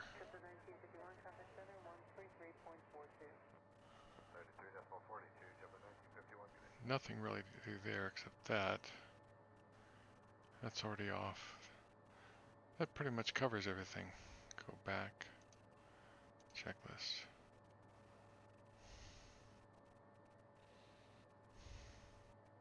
American 2141, contact departure 118.17, 1817, American 2141.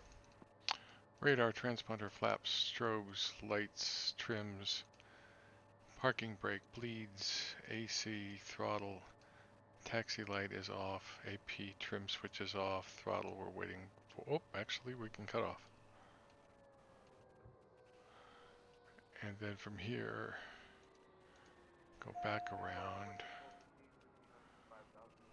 Nav lights off. This off. This off. That's already off. Inertial separator's off. And we can pull the crash bar and open the door. Actually, let's get the chocks on and then we'll take the park and brake off and then we'll open the door.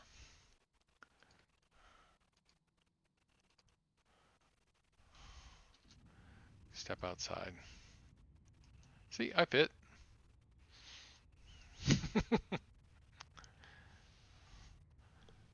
Yeah. The PBR on this airplane is as good as the rest of the airplane. They didn't mess anything up. You know, you really have to you have to be real picky.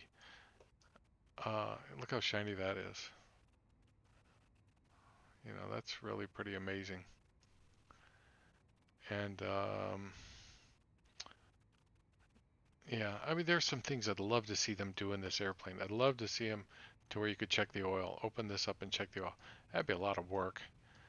But yeah, these two clips here. Be nice to see able to put some baggage in there. You know, if they ever do a 2.0 or they do a 930, maybe they'll do something like that.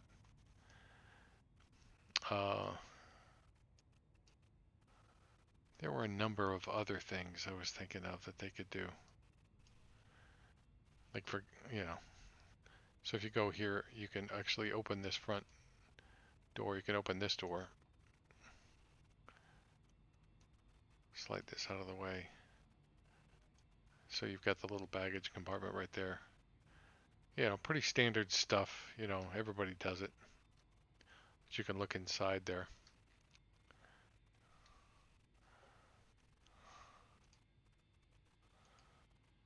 If you, I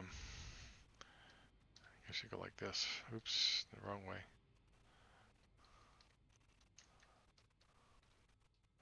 A little bit sensitive. You can see inside there.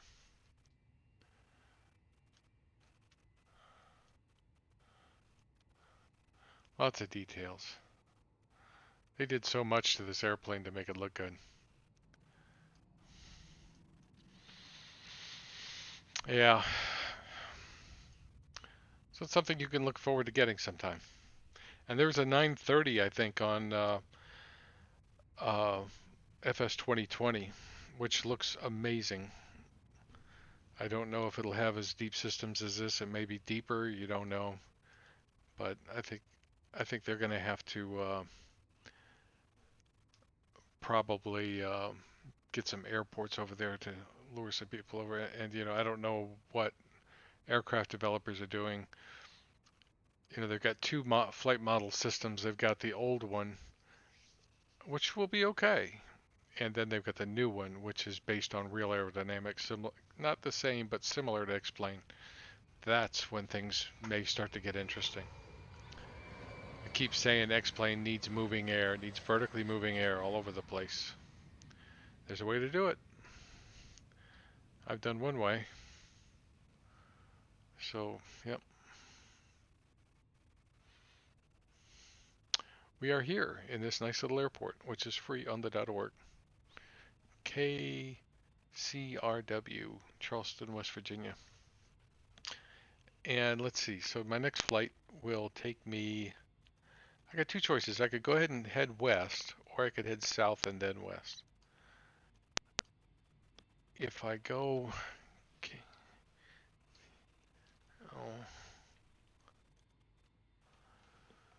if I go to Atlanta, it's an hour. That's fun. Or I could go to Nashville, or I could head straight to Memphis. I'll ponder it. Then I could go up to St. Louis. Wow, there's a big storm near Denver. Wow. Or what is this town right here?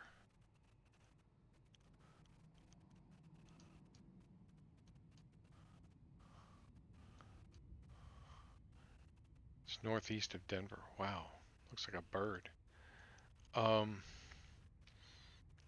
That might make me change my plans.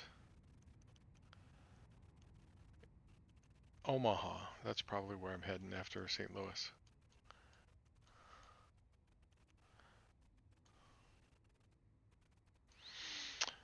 So yep.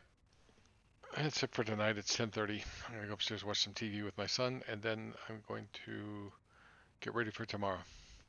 Thanks for watching, Ken. Oh, I've got to close this thing up.